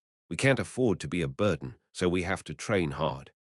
I didn't deny his words. To compete and to survive on the battlefield, they have to keep up their relentless effort. There's a meeting at the Lord's mansion at 6 p.m. tonight.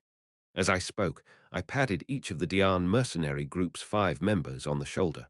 Wash off all the sweat. You've been working hard. You should eat something tasty. The Shadow Squad was staying in an annex a little distant from the Lord's mansion. Being elves, they were concerned about others' gazes, so I simply gave them the annex. Swoosh, whoosh. There was a shooting range set up behind the annex, and it was unclear when it was built. Targets were scattered all over, and there were a lot of straw men riddled with arrows. 2 wizards were moving the targets around as 3 archers shot arrows, aiding in their training. They were very systematic in their training. Old girl, your long-range accuracy is still low. Increase it by 1 point today. Skull, your close-range shooting speed is slow. You need to retrain your reaction speed from the beginning. Burnout, what are you? Are you just going to keep bombing? You'll die if you can't do anything else. Godhand, who had been giving feedback to the archers, seemed to sense my presence and turned to look at me. Your Majesty, you're here. You all are very diligent. You're here, Your Majesty. You're here. The remaining members of the Shadow Squad bowed to me. Old girl just gave a small wave. I'm still the same as always. I looked at Godhand's 2 hands. Are your hands okay now? Of course, they're in perfect condition. That's a relief. From tomorrow, you'll have to use your body more. I winked at Lucas, who had followed me. Lucas climbed onto a cart that was pulled behind the carriage and opened the box that was on it. Creak, the box was half filled with sparkling grey metal. Silver bullion. It's yours, Godhand. I brought the remaining silver used in equipment crafting for him. With this amount of silver, I think you could hire an army, not just the 5 of us. Surprised, Godhand looked at me. Why are you giving this to us? You've heard that our opponents for the defense battle this time are vampires, right? I grinned. And the weakness of those vampire bastards is this silver. And Godhand, you're a metal sorcerer who can manipulate metal at will. What do you think? With this much silver, we could make a decent leap against the vampires, right? At last, Godhand, who realized my intentions, cracked a faint smile. What should I do, your majesty? Come to the main house by 6. Let's talk while having a meal. Ah, I winked at the younger squad members. Is there a menu you want for dinner? If there is, tell me now. As I said this, the trio of archers immediately lit up their eyes and raised their hands. These gluttonous little ones. I had someone call Junior separately, and a reply came back that she would arrive by 6. With this, all the party members were gathered. Until everyone arrived, I decided to take a break. I sat on the edge of my bed in my room and stared blankly into space. Before me floated the system window. Enemy info stage 5. LV. Vampire Lord 1 LV. Vampire Generals 2 LV. Elite Vampires 7 LV25 Fallen Blood Elite. 20 LV20 Frost Ghoul. 970 time till start.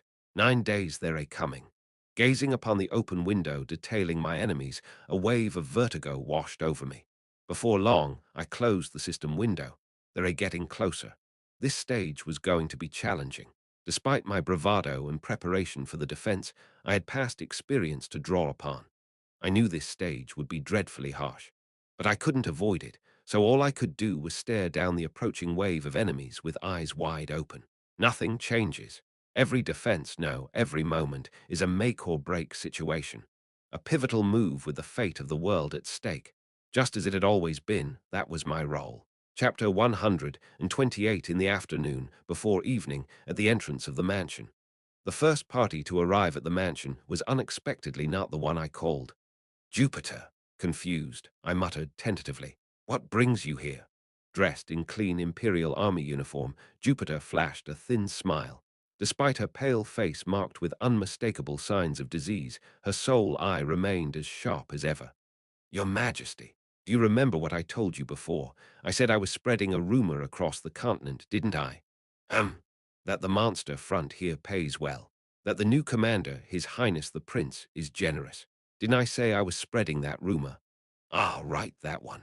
Yes, it happened a few months ago, but I remember it clearly. I told her to spread rumors among the continent's mercenaries. I had readily agreed to it. After all, there was nothing better than having mercenaries flocking to this city. The old mercenaries I knew heard the rumor and have come. Jupiter pointed to the mercenaries standing behind her. Men and women of middle age, with vividly lined faces, politely bowed to me. Including Jupiter, they were a group of 5, exactly one party. We're thinking of naming the party Old Hunters. How does that sound? Jupiter proposed confidently. They are veterans, having rolled through hell-like frontlines. They'll be of help. Jupiter. But I shook my head slightly. Your magic explosion injuries haven't healed yet. I can't allow you to join the front lines. Your Majesty, Jupiter didn't back down. I heard this defensive battle involves vampires. You'll need as many capable mages as possible, won't you? I clenched my jaw. What she said was undeniably true. Even at a glance, these people were high-level veterans. Their rankings were decent too. If they were to join the upcoming battle, they would be of great help. However, don't worry, I am a mercenary. I'm not foolish enough to burn myself out just to spit out magic. Jupiter, who had stepped forward, pleaded desperately. Your Majesty, please give this old woman a chance. To prove that I still have some use. Please give me a chance. I couldn't bring myself to refuse her. Come in, we're about to have a strategic meeting over dinner. I gestured into the mansion and smiled wryly. I suppose I'll have to prepare 5 more servings. A few hours later, inside the Lord's mansion, in the dining room. Although I asked everyone to gather by 6 p.m., all the party members had arrived even before 5 p.m.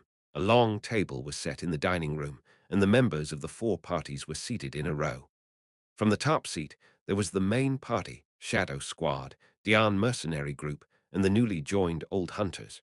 Junior, who I had separately called, was also sitting at the table with the main party. From the friendly chatter, it seemed they had become friends. At that moment, Junior locked eyes with Jupiter, who had been silently sipping water in the corner of the table. The grandmother and granddaughter quickly averted their eyes, pretending nothing had happened. Seriously, everyone's here. When I stood at the head of the table, everyone fell silent and focused on me. I nodded. Originally, I was going to feed you first, then start the meeting. But since you all arrived early, let's have the meeting first and then eat. Is that okay? Diane and Godhand immediately nodded. Of course, Your Majesty. The strategy meeting for this defensive battle is much more important than a meal. I scratched my chin. You're right, but the food might not taste as good after the meeting. Ha ha. Even if the world ends, my appetite won't lessen. Don't worry about that. Evangeline laughed, and Lucas nodded seriously. These gluttons. All right.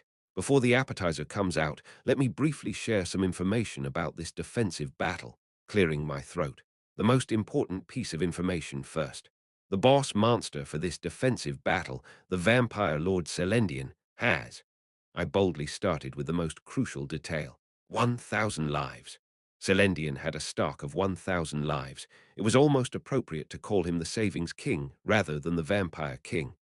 The dining room fell silent.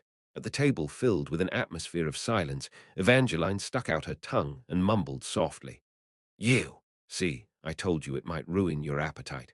So you're saying we have to kill this powerful vampire lord 1,000 times? Lucas mumbled apprehensively. Even killing it once seems very challenging, but 1,000 times. Of course, it's impossible to kill that monster 1,000 times, I smirked. That's why we have to find another way. Vampires. Monsters who take over the life rights of others through the act of blood-sucking, making them part of their own lineage. The Lord stands at the apex of this vampire race. The individual who owns the lives of all his legion members. Celendian's vampire legion was once annihilated for some unknown reason. I don't know what this unknown reason is. Only the setting that it happened in the distant past remains. In any case, Celendian, who was left alone after all his subordinate vampires died, did not abandon them. Noblesse oblige. A lord is responsible for the lives of his followers. Celendian divided his immense life force into 1,000 pieces and distributed it among his already deceased followers, resurrecting them. I nodded gravely. Celendian's life is divided amongst the entire legion, all for one and one for all. That is the vampire legion. The setting is lengthy, but how is this applied in the game? Celendian won't die until the last member of the legion falls. You have to kill all the mobs before you can kill the boss mob. And if we fail to finish off Celendian at the end, he will retreat, regenerate his legion, and return. If the boss raid fails, these bastards regenerate, though it does take some time. The explanation was long, but in the end the structure is simple, I summarized. The incoming vampire legion of 1,000, until we completely incinerate the last scrap of ghoul. We can't kill Celendian. This isn't metaphorical. The word is literally stamped on Celendian's status window. Unkillable, immortal, bastard. In other words, we don't need to face Celendian. There's no need to waste firepower on someone who won't die. I will isolate Celendian with a secret plan I've prepared and tie his hands. In the meantime, you all and the regular soldiers will annihilate the Vampire Legion. It's easily said, but it will be a terribly difficult battle. Even without Celendian, the remaining vampires alone are incredibly powerful. But without giving anything away, I raised my voice. After that, we raid the alone Celendian and finish the defense. This is the overall flow of this defense battle. All right, that's the big picture. Now in detail, I will tell you one by one how to crush them. I snapped my fingers. Then Ada rolled in a blackboard full of writings and drawings into the dining room. Frost Ghoul, Enhanced Frost Ghoul, Fallen Blood, Regular Vampire, Vampire General, and the Vampire Lord Celendian. Drawing a staff in my hand, I banged on the blackboard. I will now lecture in detail on how to deal with each entity, so everyone better drill this into your heads. It's lecture time by the hit Tudor retro addict of Protect the Empire. Remembering this will be your blood and flesh, and your life in this defense battle, so make sure you understand it clearly. Senior. Then Evangeline raised her hand. I pointed at Evangeline with the tip of my staff, exclaiming, "Oh, good, student Evangeline. Do you have a question before the lecture?" Evangeline, who was rolling her eyes to catch the atmosphere around her, asked cautiously, "Can't we have the lecture after eating? Put your palm out." "No, really. I feel like my appetite will completely disappear after hearing about how to deal with vampires, even when we were supposed to eat. Young lady, is the meal the problem now? The future of the defense battle is the problem. And so, my heated lecture on strategies ended 3 hours later. It was well past 8 in the evening. Really, all their faces turned pale, having lost their appetite. As I meticulously explained the specifications of vampires, a species they had only vaguely known about until now, they were bound to feel disheartened. As my lecture continued, the chef who had been watching from the back of the dining room started serving the appetizers cautiously. But while food was being placed on the table, all the party members remained lost in their thoughts, unable to touch the food. "Do you think we can pull this off?" The careful question was voiced by Damien. "We are facing an enemy more formidable than any monster we've encountered so far."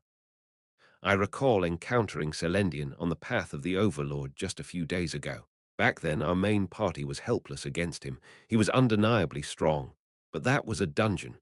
It was his base. This time, we fight at our base, and his stats will be adjusted down to match Stage 5. It will be much more manageable. In the end, this game is an RPG. Level is the bully, and gear luck is king. In other words, think about the battles you've all fought so far. If he's downgraded and we're upgraded, we can catch up. We certainly can. All the previous battles were nearly impossible, harsh battles, but we made it through. I looked around at everyone and smiled broadly. And we will do it again this time. I was confident that we could clear this stage in our strategy. But honestly, I wasn't so confident. How many of them could I actually save? I was doing my best given the circumstances, but limits do approach clearly. Ah! Suddenly, that scene flashed through my mind. When we cleared the last stage on Earth, every party member character was annihilated, with only Lucas left standing alone. Standing alone on top of the bodies of friends and foes. I won't let that happen again. I shook my head vigorously. This time, it's different. Here, the real Lucas is nodding at me with a face full of trust. I won't leave you alone, Lucas. I won't leave anyone behind. I won't lose anyone I can save. We have 9 days left until the start of the stage. We have determined our strategy, so we will train accordingly. Seated at the head of the table, I picked up my fork and plunged it into the appetizer plate that nobody had touched yet. "So, everyone, make sure to eat a hearty meal." Chewing the salad vigorously, I grinned. "Because I am going to be pushing you all to your limits from tomorrow." Chapter 129, 6 days later. Lake Kingdom's underground dungeon. Zone 10. The Crimson Mansion, the headquarters of the Vampire Legion, housed the Master's room in its innermost area. Creak, creak. The room's owner, Celendian, was found hanging from the ceiling with a noose around his neck. Staring up at Celendian were his loyal servants, Alpha and Beta. Alpha and Beta, a young man and woman, shared the same deep blue hair as Celendian.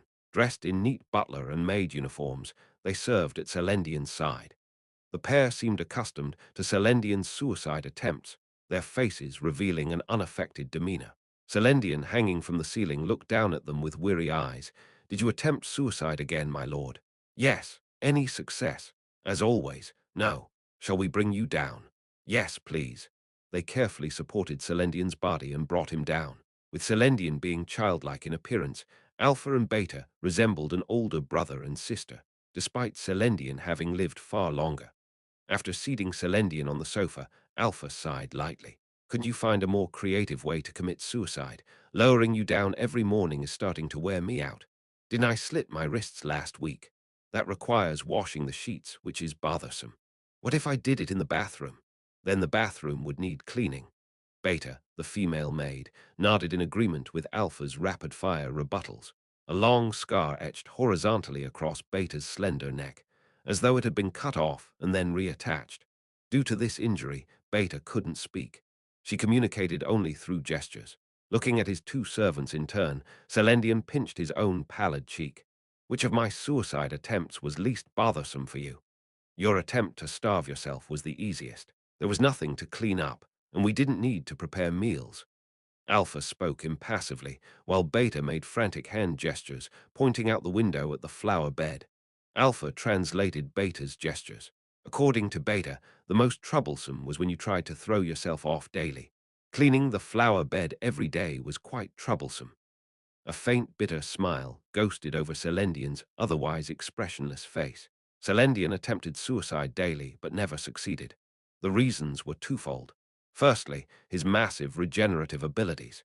Even when a limb was severed, it healed quickly, making it impossible to reach death by any ordinary means. Secondly, his limitless life, fragmented and stored within the Legion.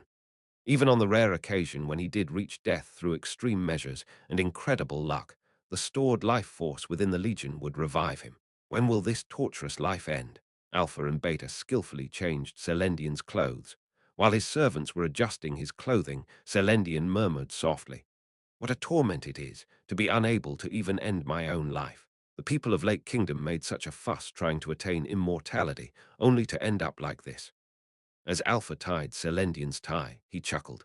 "And here you are, my lord, tormented even though you've attained immortality. The irony is quite amusing." "Well, I never desired immortality." Selendian rubbed his tired eyes. On his young, boyish face, his red eyes were deep and gloomy like those of an old man. "I thought I had finally ended my long, filthy life and found rest. But then the great king revived me here, and it's already been 500 years. After changing into a well-fitted suit, Selendian looked at his palm and heaved a heavy sigh. "Will I be able to die this time? Are you referring to the upcoming campaign?"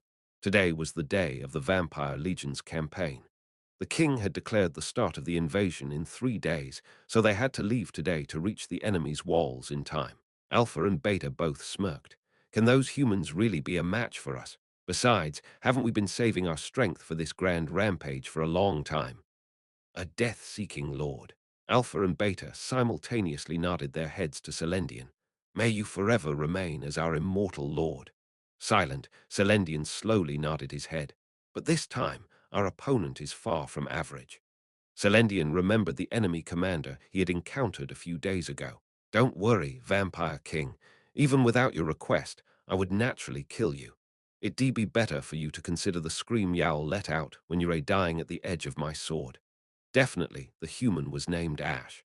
Facing him directly and still being able to disperse such hatred without retreating even an inch. She's similar. Similar to the great humans who killed him a very long time ago, Ash was similar. Selendian pressed his left chest, which was faintly throbbing. It had been quite a while since his heart throbbed like this. "Perhaps, truly. Clean your neck and crawl towards my castle walls. I'll take responsibility and put an end to your pathetic life. Could this man possibly kill him? The entire army is on standby, Lord." Alpha and Beta swung the bedroom door wide open. The butler and maid smiled gently at their lord. "Now, let's go. We need your command." Selendian slowly rose. Despite the massive fatigue weighing on his shoulders, equivalent to the years he lived, he shook it off lightly. Selendian plodded forward.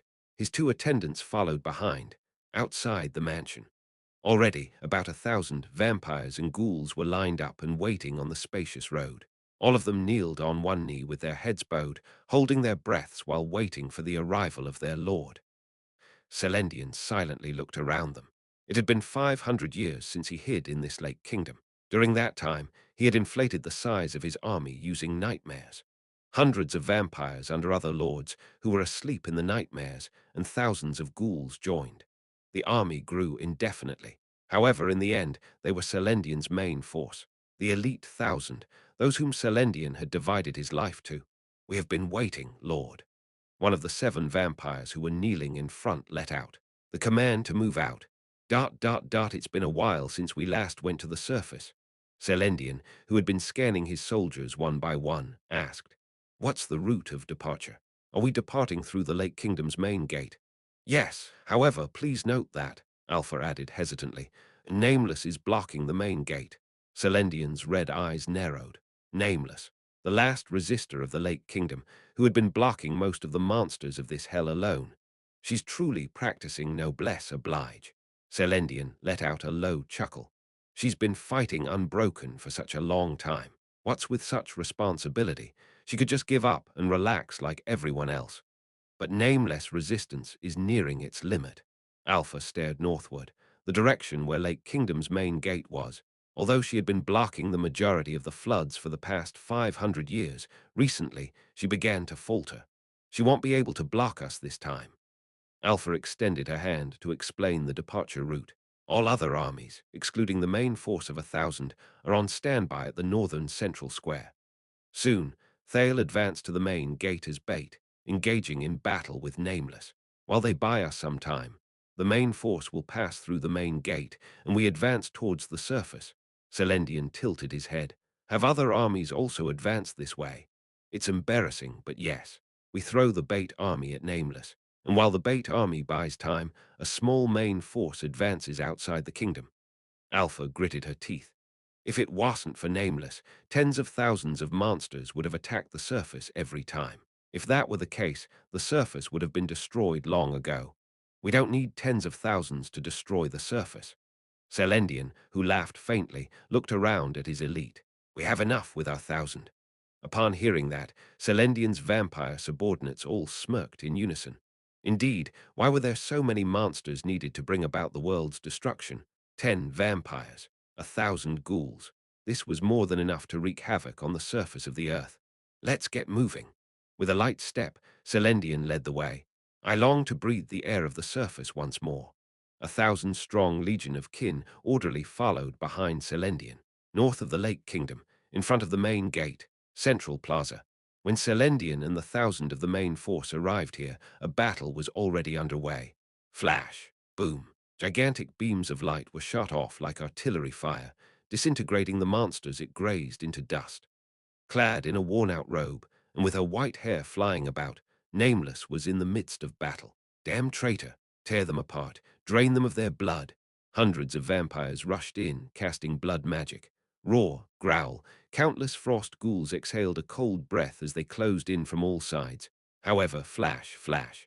Wielding an old, worn-out sword, Nameless slaughtered them all as she emitted beams of light. Each swing of the sword erupted a massive beam of light. In the pitch-dark sky of the Lake Kingdom, the flash of the blue light illuminated the city for an instant. You are the consequences of the sins committed by this kingdom, Nameless murmured menacingly. Where do you think you're going? Stay within the Lake Kingdom and dream your nightmare, monsters. Flash. The beam of light struck at the center of the decoy legion. The monsters caught in the light were annihilated without a trace. Watching the spectacle, Selendian admired it. A weapon truly worthy of ending my life. Beautiful. One of Selendian's frequent suicide attempts involved confronting Nameless directly. However, each time death came at the hands of Nameless, the king would always revive him. The king did not care about any other means by which the Legion commander died, except for death at the hands of Nameless. Therefore, a clash here was meaningless. While Nameless and the decoy legion were engaged in intense battle, Selendian and the main force quietly passed by. Rumble could it have sensed the deployment. The rusted northern gate began to open slowly. Selendian! Recognizing that the main force was escaping, Nameless yelled towards them. Where are you going, you vampire bastard? Why, the surface, of course, dear deposed princess. At the title princess, Nameless' face twisted. Beneath her white hair, her teeth were clenched. Do not continue to bear the tragic burden of this hell alone. With a faint smile, Selendian stepped out through the fully opened north gate. Eventually, you too will be eroded and swallowed by time. Wait, Selendian. You, Nameless, tried desperately to stop the main force, but the decoy legion was closing in on her from all sides. Leaving behind the battlefield swirling with light and blood, Selendian and the main force stepped out through the northern gate of the Lake Kingdom. From the gate to the surface of the lake, a transparent path was connected. Soon after they began to walk, Selendian and the main force of the Blood Tribe were able to step out onto the surface. The air is good here. After quietly taking in the outside world's air for the first time in hundreds of years, Selendian stared straight to the north. Let's go, to bring about the world's destruction. Hoping that his own demise awaited him at the end of the path, the Vampire King began his journey towards the human world. Chapter 130, with just 2 days left until the start of the stage, the morning had come. I brought all 4 parties of my retinue to the Lake Kingdom dungeon. Over the past week, we had cleared 2 dungeons in Zone 4, the library, and the court. The dungeons were swarming with ghouls and fallen bloods, each having a vampire as a boss monster. In the library, the vampire specialized in blood magic, and in the court, the vampire excelled in melee combat. There were dangerous moments, but we managed to clear them safely. By now, all the party members had gathered enough experience dealing with the bloodline. So today, we came to the last dungeon in Zone 4, the Grand Park. It's a wave-type dungeon, where we had to fend off monsters pouring from all directions in a large open field with hardly any obstacles. It requires at least 20 people in 4 parties. Currently, we have exactly 4 parties in the First Army, 20 people. I brought everyone along, judging we were more than capable. And indeed, my judgment was correct. Grrrah, grrrah. Monsters flooded in from all directions, thud, thud, wham. Our tankers, arranged in a circle, swept the monsters off their feet with their shields, whoosh, whoosh, ping, rumble, boom. Our archers and mages poured their attacks from all directions, grinding down the monsters. The party members perfectly and effortlessly defended against the recurring monster waves. Brilliant. Among them, the performance of the newly joined party was particularly dazzling. Old hunters. A party of middle-aged mercenaries led by Jupiter, with a solid composition of 3 tankers and 2 mages. The 2 veteran mages alternated in launching attack spells. Jupiter's fellow mage was an ice wizard, and a rain of ice and lightning constantly poured down on the monsters' heads. Ugh! Occasionally Jupiter coughed, and her magic power was weaker than before. Nevertheless, she was effectively frying the monsters. It was obvious that she was pushing herself. Junior occasionally glanced at the old woman. Unbeknownst to others, Junior was secretly casting spells while coughing blood into her handkerchief. A grandmother and granddaughter, both doing well. Anyway, we easily annihilated the regular monsters. The last wave was 4 fallen bloods. They ran towards us one by one from all directions. I instructed each party to deal with 1 each. Clang, clang, crunch. After about 10 minutes, the level of the fallen bloods was quite high, and everyone struggled, but in the end, we defeated all of them without a single injury. We did it. Diane, who had stabbed a silver dagger into the neck of the last fallen blood, gasped and mumbled. We really did it. We. The other 3 parties also had a tough time, but none as much as the Diane mercenary group. The group consisted only of N-tier heroes. The Diane mercenary group was basically all melee characters. That is, all close combat heroes, and there wasn't even a magic attacker. However, they had diligently trained and combined their defense and attack against the fallen blood and finally succeeded in the kill. It's impressive to see so much growth in such a short time. I patted Diane's shoulder. Diane nodded his head gratefully. Thank you, Your Highness. There's nothing to thank me for. It's the fruit of your efforts. And it was sincere. These were 5 ordinary N-tier characters who I wouldn't have bothered with during a game walkthrough. I never thought they would grow into reliable mainstays. Human beings have potential that cannot be seen by looking at the stat window. While looking over the Diane mercenary group, who were hugging each other and high-fiving, I thought to myself, as a commander, as a lord, I have to look at real humans, not the system window. The Diane mercenary group taught me that obvious but valuable realization. I need to look at the people in front of me who are alive and breathing. I need to observe them with my own eyes, not through the system window. The battle was over. The dungeon was cleared. After taking a brief rest and collecting all the loot, I gathered the party members and finished preparations to return to Crossroad, raising my voice. We have cleared all the sectors in Zone 4 of the Lake Kingdom dungeon. We had cleared all 3 dungeons in Zone 4. In other words, we had conquered all the dungeons that could be cleared. We had squeezed out all the experience points that could be obtained. We've done everything we can. The equipment settings were finalized, and we had installed all the traps and artifacts on the castle walls. Now all we could do was leave the results to the heavens. Whether we succeed in clearing and survive, or, swallowing the words that rose within me, I began clapping. The siege is in 2 days. Rest up until then. Everyone looked tired from the forced march over the past few days, but their faces were filled with pride and accomplishment from safely clearing 3 dungeons in a row. I also rewarded them with a quiet smile. Everyone did great. Let's head back. Free exploration has ended. Leveled up characters. Main party Ash X. LV36 1 Lucas. SSR LV41 1. Evangeline SSR LV41 1. Jupiter Jr. SSR LV39 1. Damien N. LV38 1. Subparty 1 Guardhand SR LV38 1. Bodybag R. LV33 1. Olga R. LV33 1. Skull N. LV31 Burnout SR LV29 1. Subparty 2 Diana N. LV27 2. Isla N. LV26 2. Lark N. LV25 2. Hessen N. LV25 2. Key N. LV25 2. Subparty 3 Jupiter SR LV42-1 Yenishi RLV32-1 Free RLV31-1 Sentence RLV31 Vile RLV31 Dead and injured characters. None acquired items. Lower class bloodstone. 120 middle class bloodstone.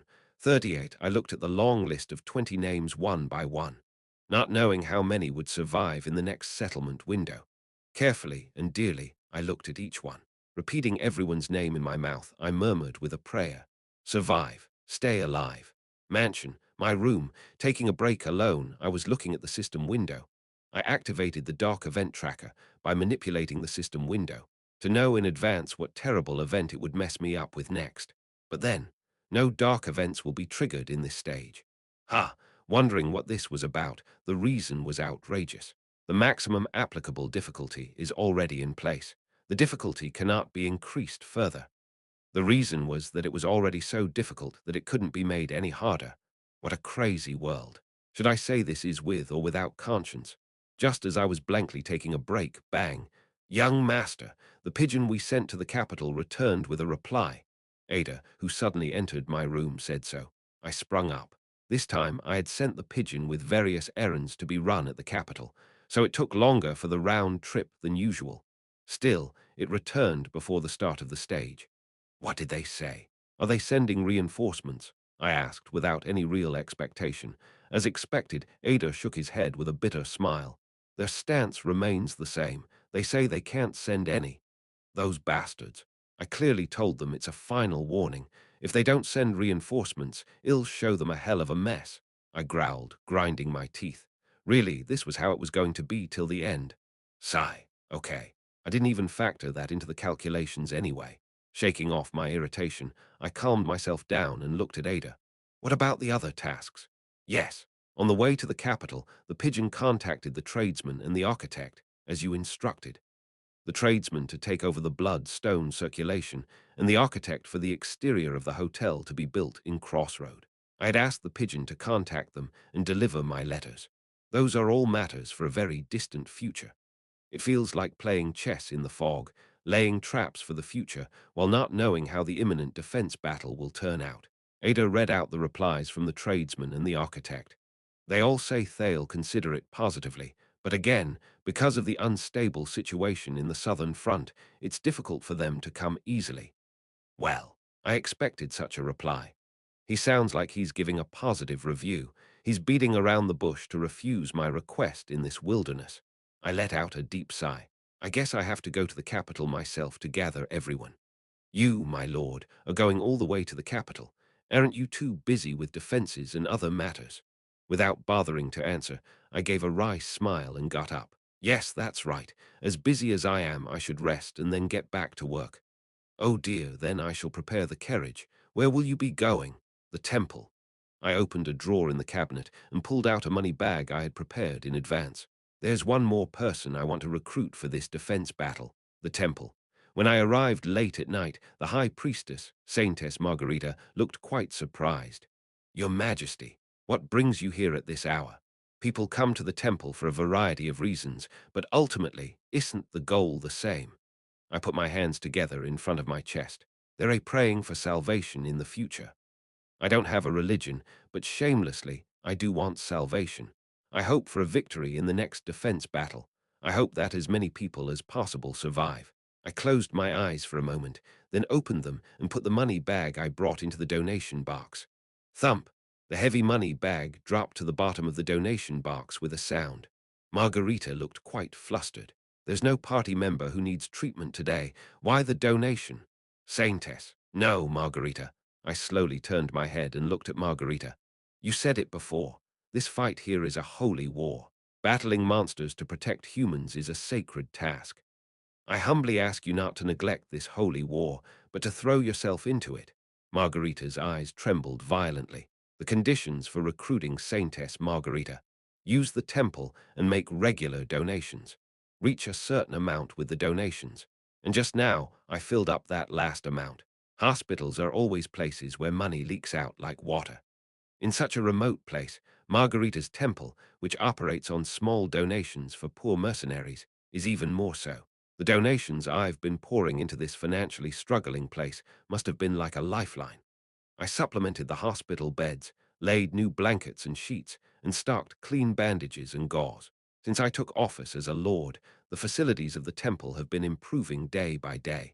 Like it or not, this temple relies on my donations for its finances.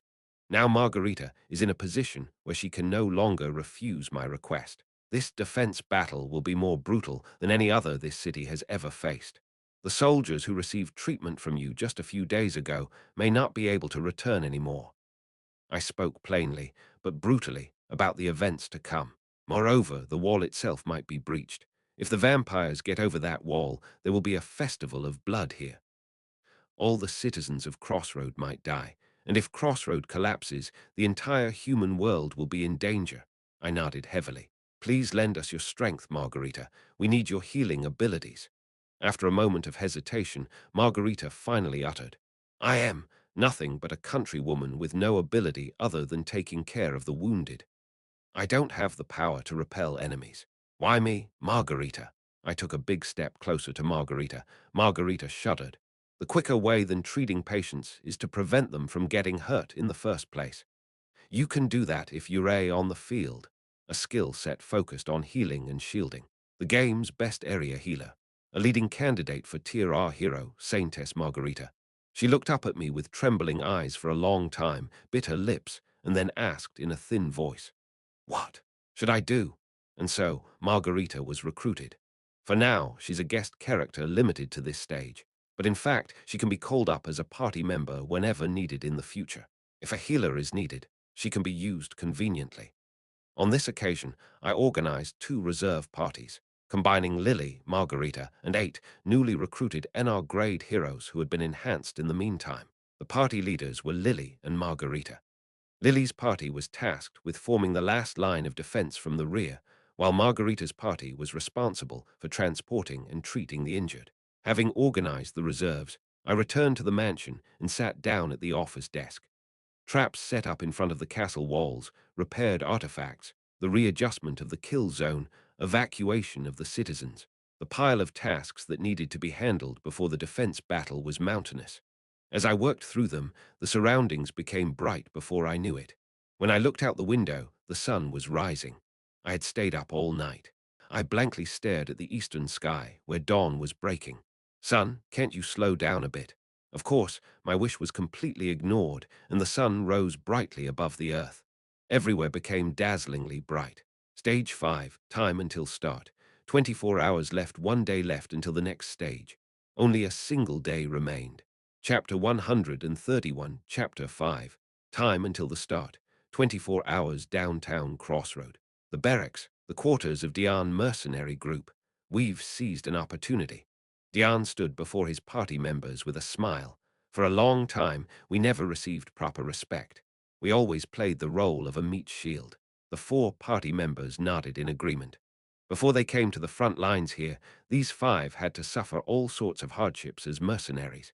As newbies, they were thrown into all sorts of suicide missions because they were new. Even after gaining experience and understanding how the mercenary life worked, they were left handling the dirty work because they lacked special skills or talents. But Prince Ash recognized our worth. Ash was different. Not only did he willingly grant them an opportunity when they requested it, but he also didn't hesitate to invest in the Diane mercenary group after recognizing their potential. They received high-quality armor and expensive silver swords, and were allowed to wear uniforms exclusively produced for the Southern Front soldiers. The treatment they received here at this monstrous frontline was the best they ever had in their lives as short-lived mercenaries. Diane was already filled with loyalty towards Ash. Let's show him what we're capable of in this defense battle. Diane clenched his fist tightly. This is a once-in-a-lifetime opportunity. This is our chance for advancement. Advancement, let's succeed beyond everyone's expectations. Success, advancement, success. The faces of the 5 brightened at the dreamlike words. Diane grinned. Great. Now let's talk about our ambitions. What will you do if you make a lot of money? If I succeed, I'll gather funds to decorate the shop. My dream is to do business on a large scale. For me, it's a marriage fund. My girl is waiting for me back in our hometown. I want to send bundles of money to my parents. I never properly did anything for them. Ill enroll my little brother in a magic workshop. When he grows up, he'll surely take care of me. The party members each spat out a word and then looked at Dion together. Dion pointed at himself with an awkward chuckle. Ah me, I am my dream seems petty compared to yours. Dion scratched the back of his head. The day I started my mercenary work, I went for a drink because I couldn't handle the reality sober, but the prices were too high. There was this brand of whiskey that I couldn't afford because it was too expensive. A bashful smile crept onto Dion's lips. I still can't afford to drink it because it's too pricey. But if I succeed later, I'll drink a bottle a week. Upon hearing Dion's ambition, the rest of the party members laughed out loud together. Is that all, Dion? Your ambition is too small. At least aim to drink a bottle a day. You fools, then he'd just be a drunkard. Dion, who was teased like a chick, eventually burst into hearty laughter. Let's commit ourselves fully this time and do it properly. We can do it. Dion stretched his arm high up. The Dion mercenary group, the beginning of a legend. My shop too, my wedding too. I'll be filial to my parents. Wait for me, little brother, my retirement funds. The noisy Dion mercenary group of 5, after shouting their dreams, began to laugh as they looked at each other.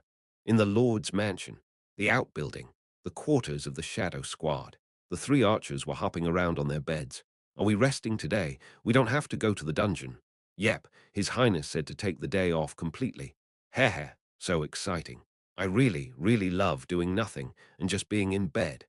Considering to stop the archers, who were kicking up a dust cloud as they hopped around, Bardybag decided to just leave them alone. They had been training whenever they had even a bit of spare time. Having a full day to rest comfortably was really a first in a long while. It wasn't unreasonable for the trio of archers to be excited. It was then that Bardybag, who noticed something unusual, raised her head. Guardhand was nowhere to be seen. Where did he go? Leaving the hopping archers in the room, Bardybag slipped out of the outbuilding. Looking around, she saw Guardhands back at the archery training ground behind the outbuilding. As Bardybag was about to approach Guardhand, her steps suddenly stopped. Don't worry, I will. Protect you, Guardhand was quietly mumbling something. Yes, if it's something I can do, Bardybag tilted her head. Who was she talking to? Guardhand. As Bardybag deliberately made her presence known, Guardhand, startled, looked around with a bewildered expression. Bardybag, why aren't you resting inside? What are you doing out here? I'm just getting some fresh air. What about you, Guardhand? Who are you talking to, however? The person Guardhand was talking with had already disappeared. They seemed to have quickly disappeared into the forest behind the archery range. Conversation. Cough. I was alone. I was merely talking to myself. Guardhand's face showed clear signs of discomfort. Bardybag found this side of Guardhand unfamiliar and could not figure out what was happening, what was going on. Just then, the trio of archers came rushing out from inside the annex. What's up? What's up? What are you two doing? Is there something tasty? Is it lunchtime already? I am hungry. Guardhand, looking at the party members clutching their stomachs in hunger, gave a faint smile. Everyone's hungry. Then how about we raid the Lord's Mansion restaurant together? Wow, yes. Guardhand, you're a genius. Agreed. I want juice. I want pickled fruit. I need to grab plenty of walnuts and peanuts. The excited trio of archers ran first towards the main building of the mansion.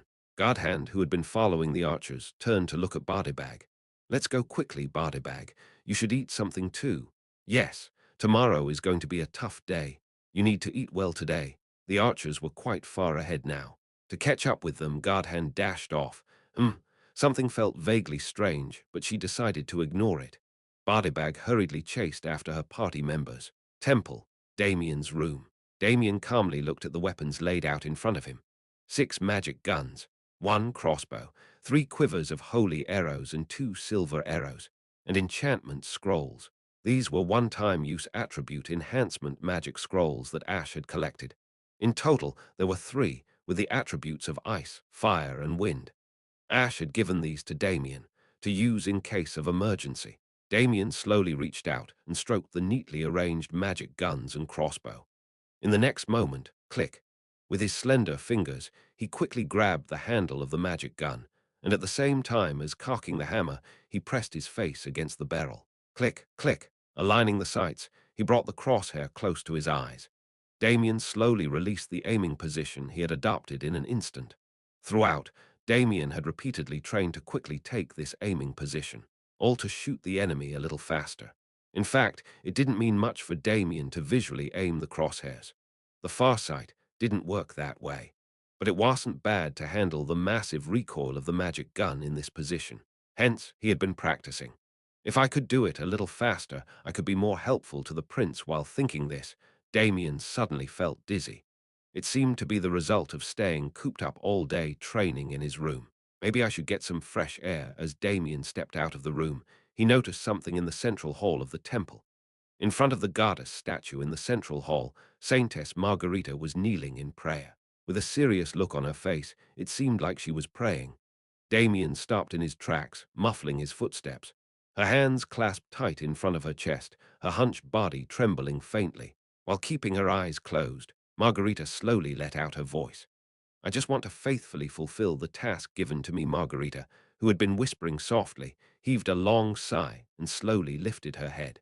"What should I do now?" The intricately carved goddess statue seemed to be looking down at Margarita. Closing her eyes again, Margarita whispered faintly, "Please tell me."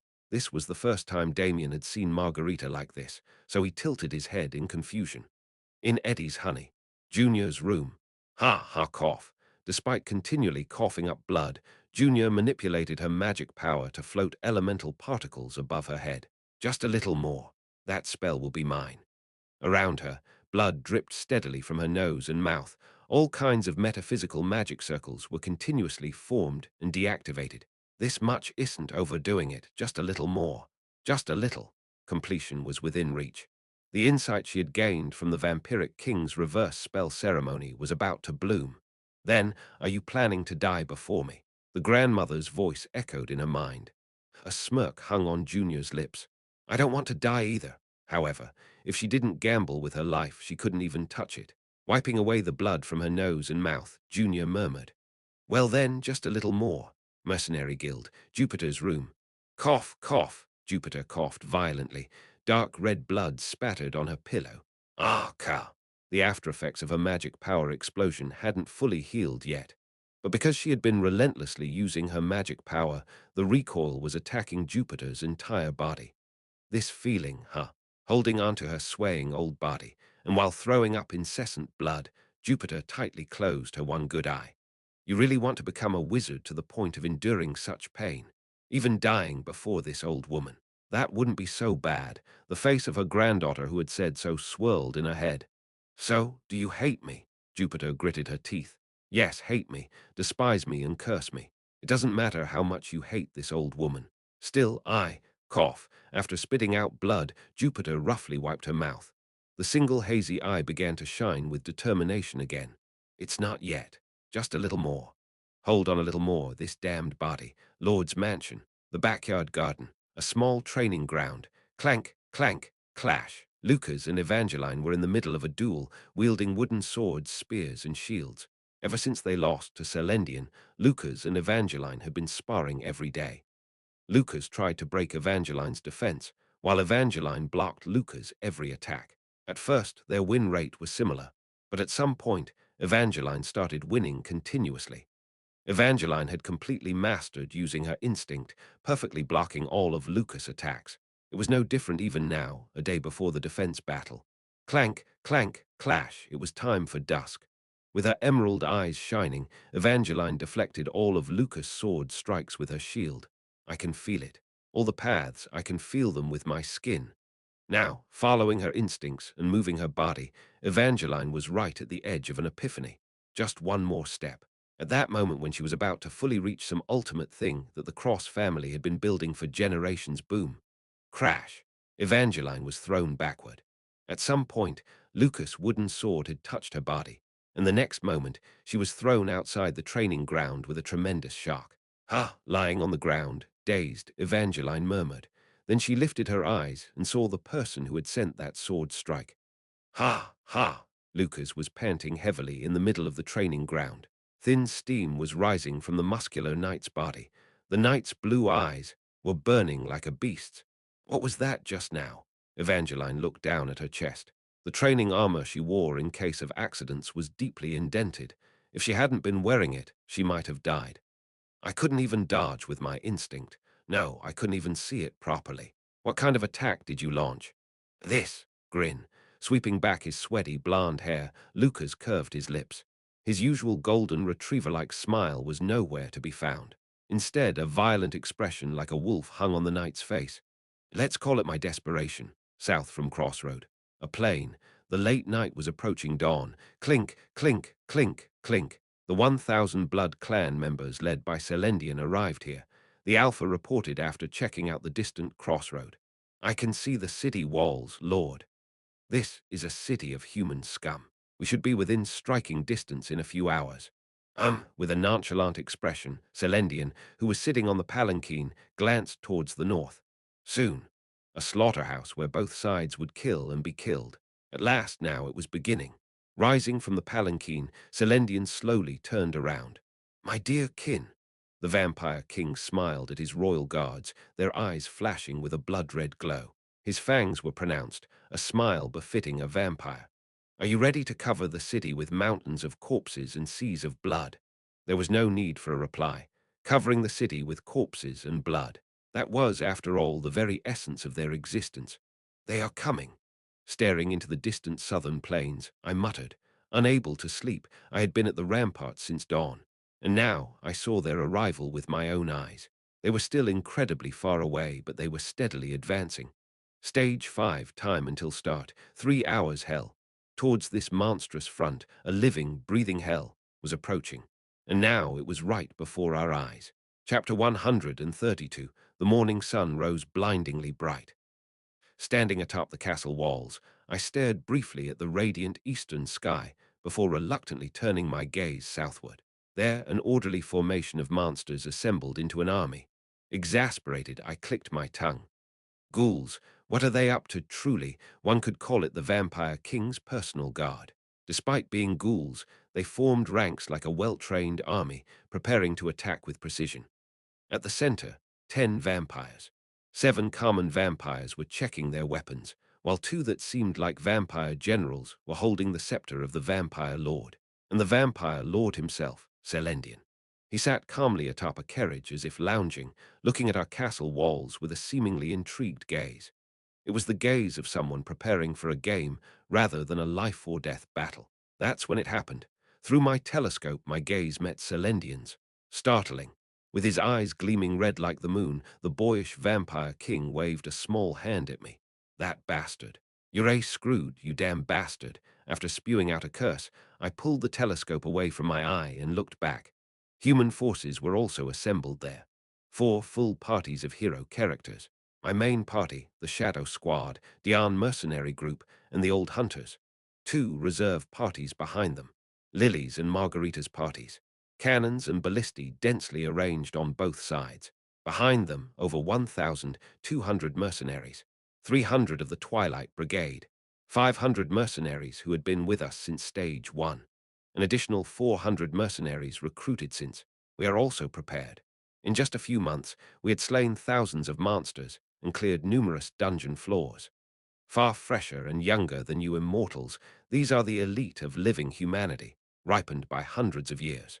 Will you lose, you monster bastards? Chuck, chuck, chuck. The formation of the ghoul army changed. The 300 ghouls who had been at the rear moved forward and started to expand their formation. I turned to the side and shouted loudly. They're preparing to attack. All forces prepare for defense. The tense soldiers finished preparations on their defensive weapons. Hero characters also gripped their equipment and swallowed dryly. I won't say much, I shouted briefly. Win, uwo. At the same time as the soldiers shouted in response to my cry, thud, thud, thud, thud, thud. Shaking the ground, the ghouls began to charge. 300 frost ghouls. A staggering 300 of them. Quite burdensome for the first wave. The sight of these blue frozen corpses maintaining perfect formation as they charged was terrifying in more ways than one. In a short time, the ghouls that had sprinted across the plains reached the kill zone area, where we had piled wooden fences as obstacles. A typical monster army would cause a bottleneck there and take a long time to get through. But these were monsters under the direct command of their general. While the kill zone created with obstacles might buy us a little time, it couldn't hold them back forever. Quajik, Quadak, As expected, the ghouls easily broke down the wooden fence and penetrated inside. The strategy of forcing a specific route using obstacles wasn't working. However, fire! The delay was still taking time. In that gap, we could strike. As soon as they entered our firing range, I gave the order, and the cannons spat out fire simultaneously. Burr, burr, burr. With an ear-splitting noise, the cannonballs were fired. Fee-eeing, tearing through the air, dozens of cannonballs rained down and soon hit the ground. Quagwagwagwaring. Erupting in brilliant red flames and black smoke, it caused a grand explosion. The ghouls engulfed by the explosion were instantly turned into minced meat. However, neither I, nor the soldiers, nor anyone else was celebrating, because it had been made clear to everyone. This type of attack couldn't kill them. Grew. Gwah! The minced ghouls, after a moment, started regenerating their bodies one by one. Pieces of flesh stuck together, blood scattered in all directions collected and formed a skeleton, then came together again into the shape of a monster. This grotesque spectacle I looked at with clenched teeth. They were Selendian's personal guards, monsters resurrected by sharing the life of Selendian himself. No matter how hard you tried with the usual methods, it was futile. The moment a monster died, its life was returned to Selendian, who in turn restored that life to the minions, reviving them. It was a zombie-like act, possible because all 1,000 monsters were a bloodkin legion, sharing blood and life with Selendian. So how do you stop this? You have to destroy the spirit cores. In this world, the spirit core, also the essence of life and soul. Destroy that, and they fall forever, and Selendian's life stock disappears one by one. The problem is the numbers. How do you destroy the spirit cores of these nearly 1,000 monsters individually? Do you know how much headache this gave me, you bloody bastards? With a smirk lifting the corner of my lips, I glared at the monsters approaching me. Bang, crash, thud, thud, thud. Roar. Dodging the pouring cannons and ballista rains, the ghoul horde repeated the cycle of death and resurrection, quickly rushing toward the ramparts. Come closer. I nodded my head vigorously. Closer. Even more. I was a little excited because it's been a long time since the last human invasion. Alpha murmured, watching the ghoul horde closing the distance to the ramparts smoothly. This is too boring. They're reducing the distance too easily. It wasn't like this in the past. Did human tactics degenerate while we were trapped down there? Or perhaps they haven't had proper experience facing a monster horde over the long period. At Alpha's words, Beta, who was listening next to him, agreed with a grunt. Selendian kept silent. Next to Selendian's chair, Alpha poured hot tea into a cup with a grin. We might not even have to step in, Lord. Ah, you wanted to personally step in this time, Lord. This might be a disappointment. If the ghoul horde succeeded in approaching the ramparts, they would bare their teeth to the humans on the ramparts with their devastating hunger. Ghouls are cannibals, the incarnation of appetite. If fresh blood and flesh are within a certain distance, their aggressiveness multiplies. Once the ghouls get close, they would instantly covet the flesh and take the enemy's life. For the Bloodkin Legion, taking life means literally making it their own, stealing the enemy's life and storing it as the Legion's extra life. If the ghoul horde succeeds in approaching, there will be no chance for humans at that point. The current life stock of the Bloodkin Legion is 1,000, but when they kill the enemy and take their blood and flesh, an equivalent amount of life is added. On our side, killing life means gaining life. On the human side, they can only lose. At that point, the outcome is determined. That's why usually, defeating a ghoul legion has to be done at a distance. But the human's current defense line is only watching as the ghouls close in without resistance. It's almost there. They've reached right in front of the ramparts. It's disappointing if the first human invasion ends this easily. Selendian, who had been silent, finally opened his mouth slightly. Something strange. Yes, what are you referring to? It can't be this easy. Selendian recalled the face of the enemy commander, Ash, the face of the young human who showed such clear hostility towards him. Would the man who killed Orlap fall this easily? Lord, you might be overestimating the enemy. After all, didn't Orlap die from a cannon? It could be that an ordinary human got lucky and killed that spider. Well, the conclusion will come soon, whether it was a commoner's luck or the strategy of a great human. Roar. The vanguard of the ghoul horde reached the moat below the ramparts. If they fell into the moat filled with holy water, even the ghoul horde would suffer quite a bit of damage. But these were frost ghouls. Splat, they froze the moat with the cold air breathed from their mouths in a single breath and jumped across. The rampart was now right there. Still, on the ramparts, without any significant magical attack, only cannons and arrows were pouring down. Is this really the end, human? Selendian frowned. Handing over the fortress so futilely, Selendian had faced countless human fortifications for an eternity. The grand ancient humans often thwarted the vampires by combining all sorts of novel magic and skills. Thinking of their magical defensive weaponry and walls made of moonsilver that purified the impure, their blue flames and such, they were indeed impressive weapons of humans. But this fortress right now, is that it? Cannons and arrows, really. If that's all they had, destruction was inevitable. Thud! The hand of the foremost ghoul made contact with the fortress wall. Scrape! Scrape! They froze their hands to stick to the wall, repeating the process with all their limbs, crawling up the fortress wall. Dozens of frost ghouls began to climb the fortress wall. Selendian clicked his tongue upon seeing this. Even though these were just first-line scouts, these ghouls were on the verge of capturing the fortress. Is that all they've got? The moment Selendian spat those words, boom, boom, something was being dropped in mass from the fortress wall. Alpha frowned, Beta squinted to get a better look, and Selendian narrowed his eyes. What is that? It was the corpses of cows and pigs. They were dropping dozens of livestock corpses from atop the fortress wall out of nowhere. Ah! Alpha was bewildered by this new spectacle. What are they doing now? The dense scent of blood emanated from the livestock corpses which had been pre-slit. All of the ghouls turned their gaze towards the livestock corpses. Growl, grrrr. And then, as if on cue, all the ghouls dashed towards the livestock corpses, even those that were climbing the wall. All 300 ghouls had their heads stuck to the ground, tearing into the livestock corpses. Alpha smacked his forehead. These stupid creatures. Bloodsuckers are always hungry monsters. Ghouls need meat. Vampires need blood. Without these, they cannot survive. Even then, the higher-ranking vampires can suppress their instincts, preferring more valuable, thicker, and magic-rich blood. Ghouls don't have such preferences. They simply go mad for the flesh and blood in front of them, being cannibals. They sure found our army's weak spot. Alpha, feeling embarrassed at his subordinate's lack of discipline, clicked his tongue. But I didn't even think of this method. Old wars had more respect, you see, and more importantly, Selendian coldly snorted, it's not that significant. They are just corpses of livestock after all. They be eaten by the ghouls and disappear in a matter of tens of seconds. In fact, dozens of cow and pig corpses had been mostly reduced to bones already. The ghouls' appetite was truly monstrous. If their only trick is to buy time, what else can they do? Just then. Rumble. Giant cannons atop the fortress wall were aimed below. Aimed at the flock of ghouls, tightly huddled together, feasting on the livestock meat. More cannons, even though it won't work. At the same time, Selendian murmured, boom, boom, boom. The cannons fired in unison, decimating the ghouls gathered together. The ghouls were obliterated in an instant. As he had done until now, Selendian tried to resurrect the ghouls by reclaiming their lives. However, they were not coming back.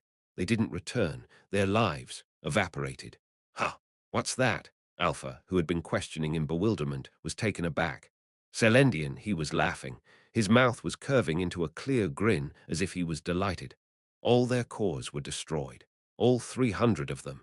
He didn't exactly know what they had done. Yeah, this makes it fun to fight. Chapter 133. Nothing was respawning. With a hint of tension, I looked down at the corpses of the ghouls swept up by the bombardment, and soon I found myself grinning widely. They're done for. They're not getting up again. I looked around at the still dazed soldiers and called out again. We got them, all of them. Whoa. Finally, a beat late, the soldiers erupted in cheers. These nervous guys. Still, I love them. I had worked out how to destroy the spirit cores of the vampires while exploring dungeons, when I first encountered a vampire in the Colosseum.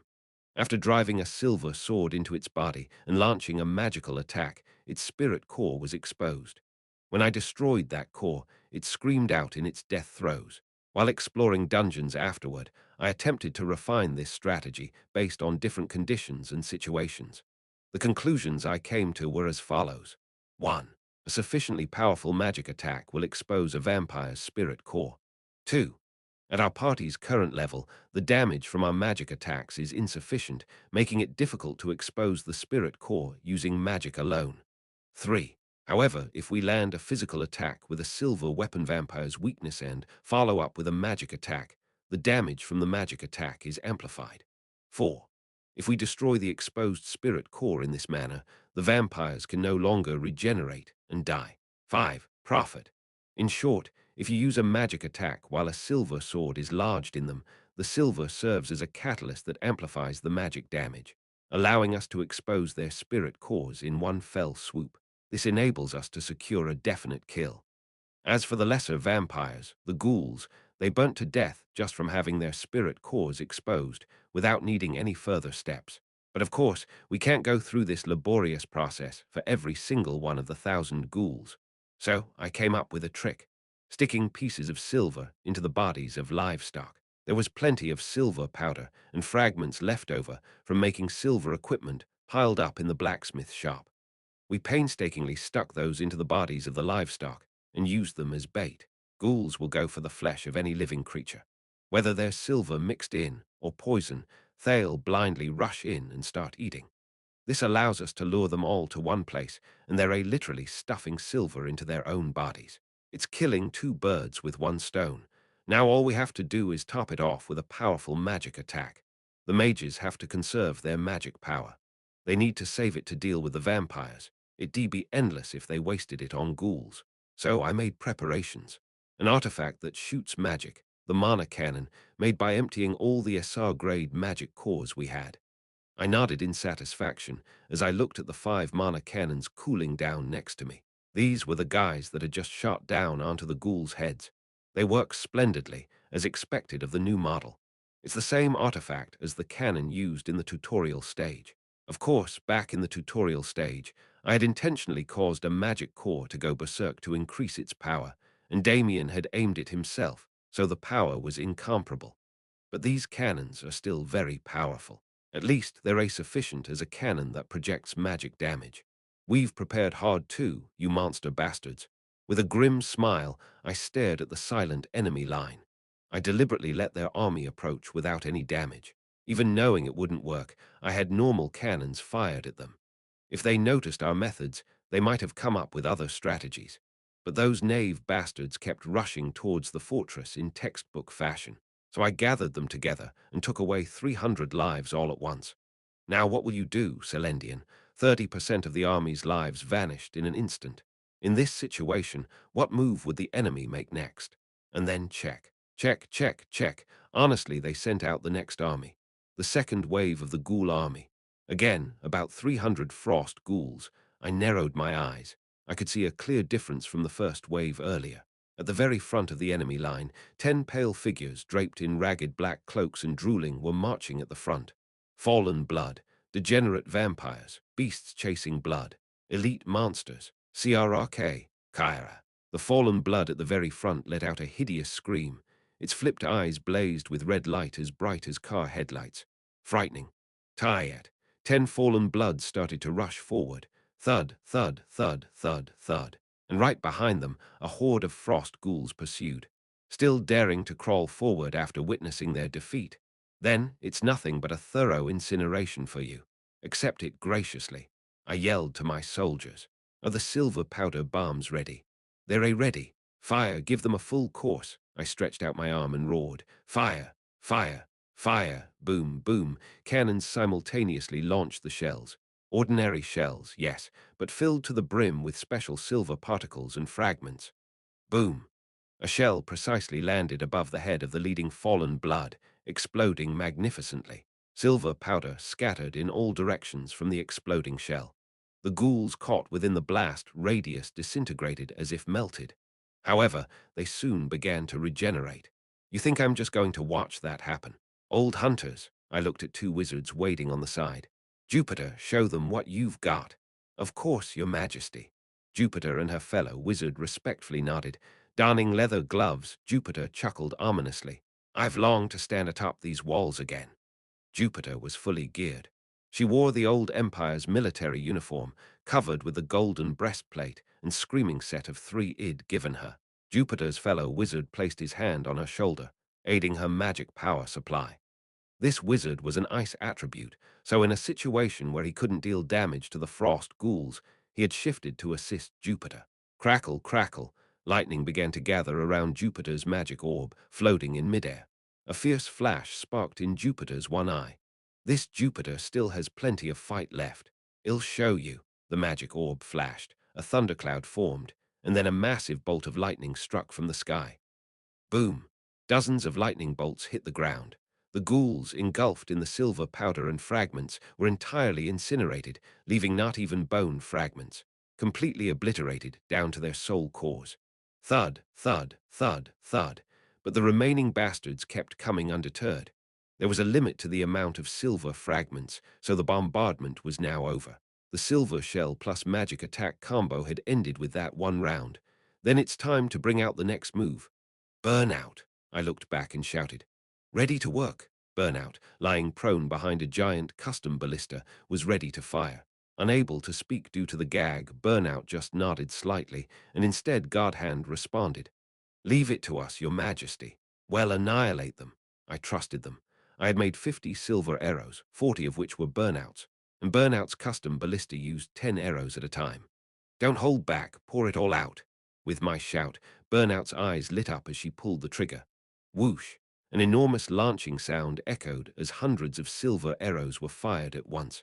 Silver arrows rained like a storm above the ghouls' heads. Boom!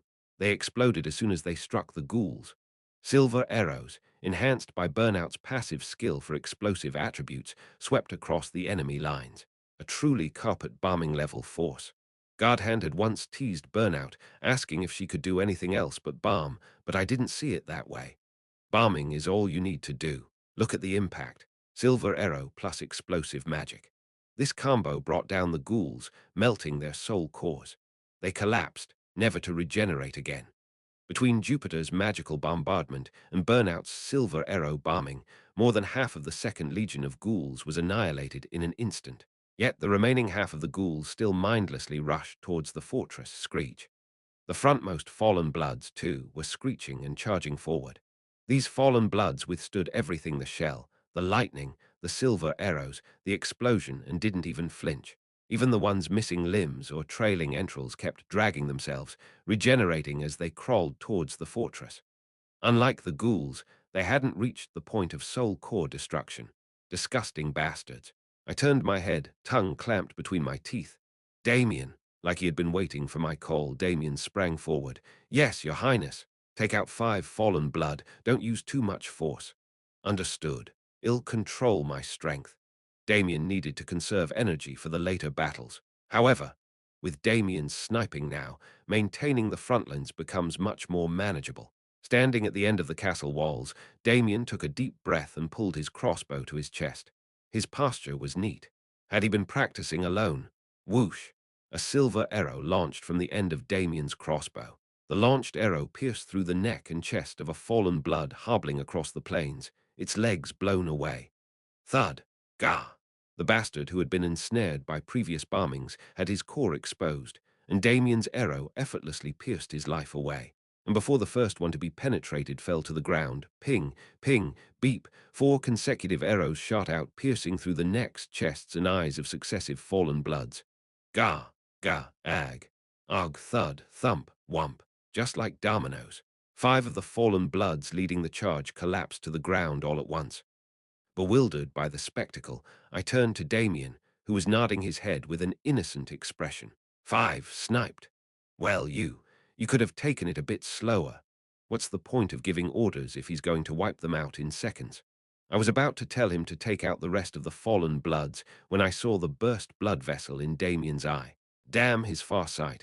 If only his durability was better, he would have crushed the entire game. You did well. Take a rest for a bit.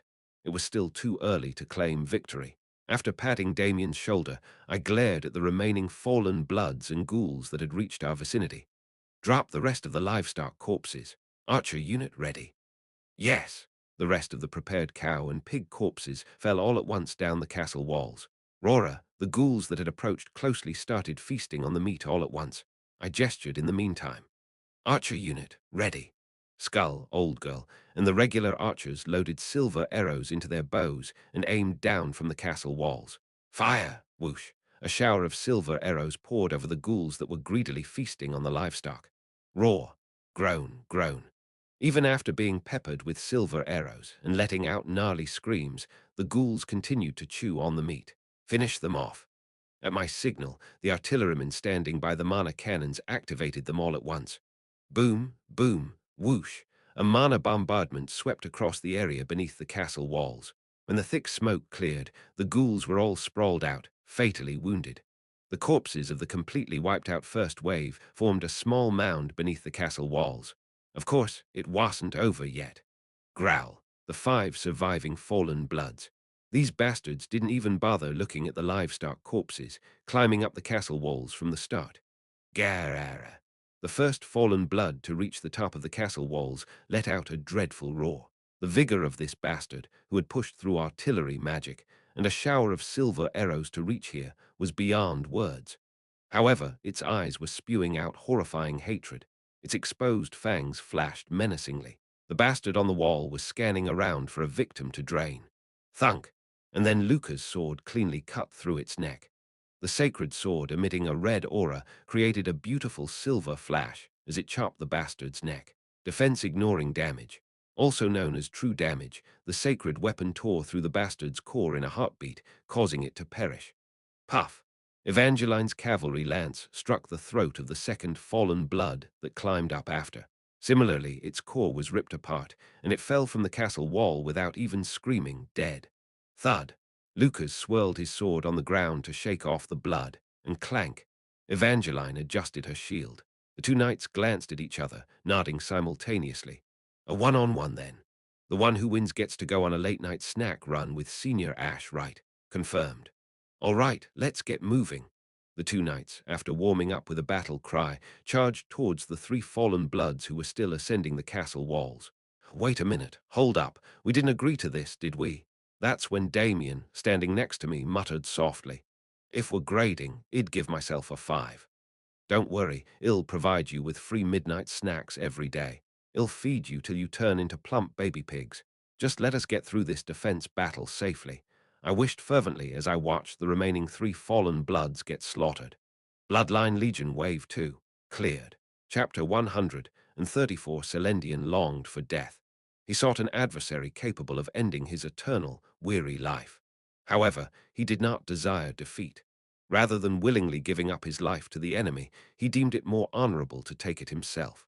Thus, he didn't take it easy on his opponents, nor did he deliberately lose.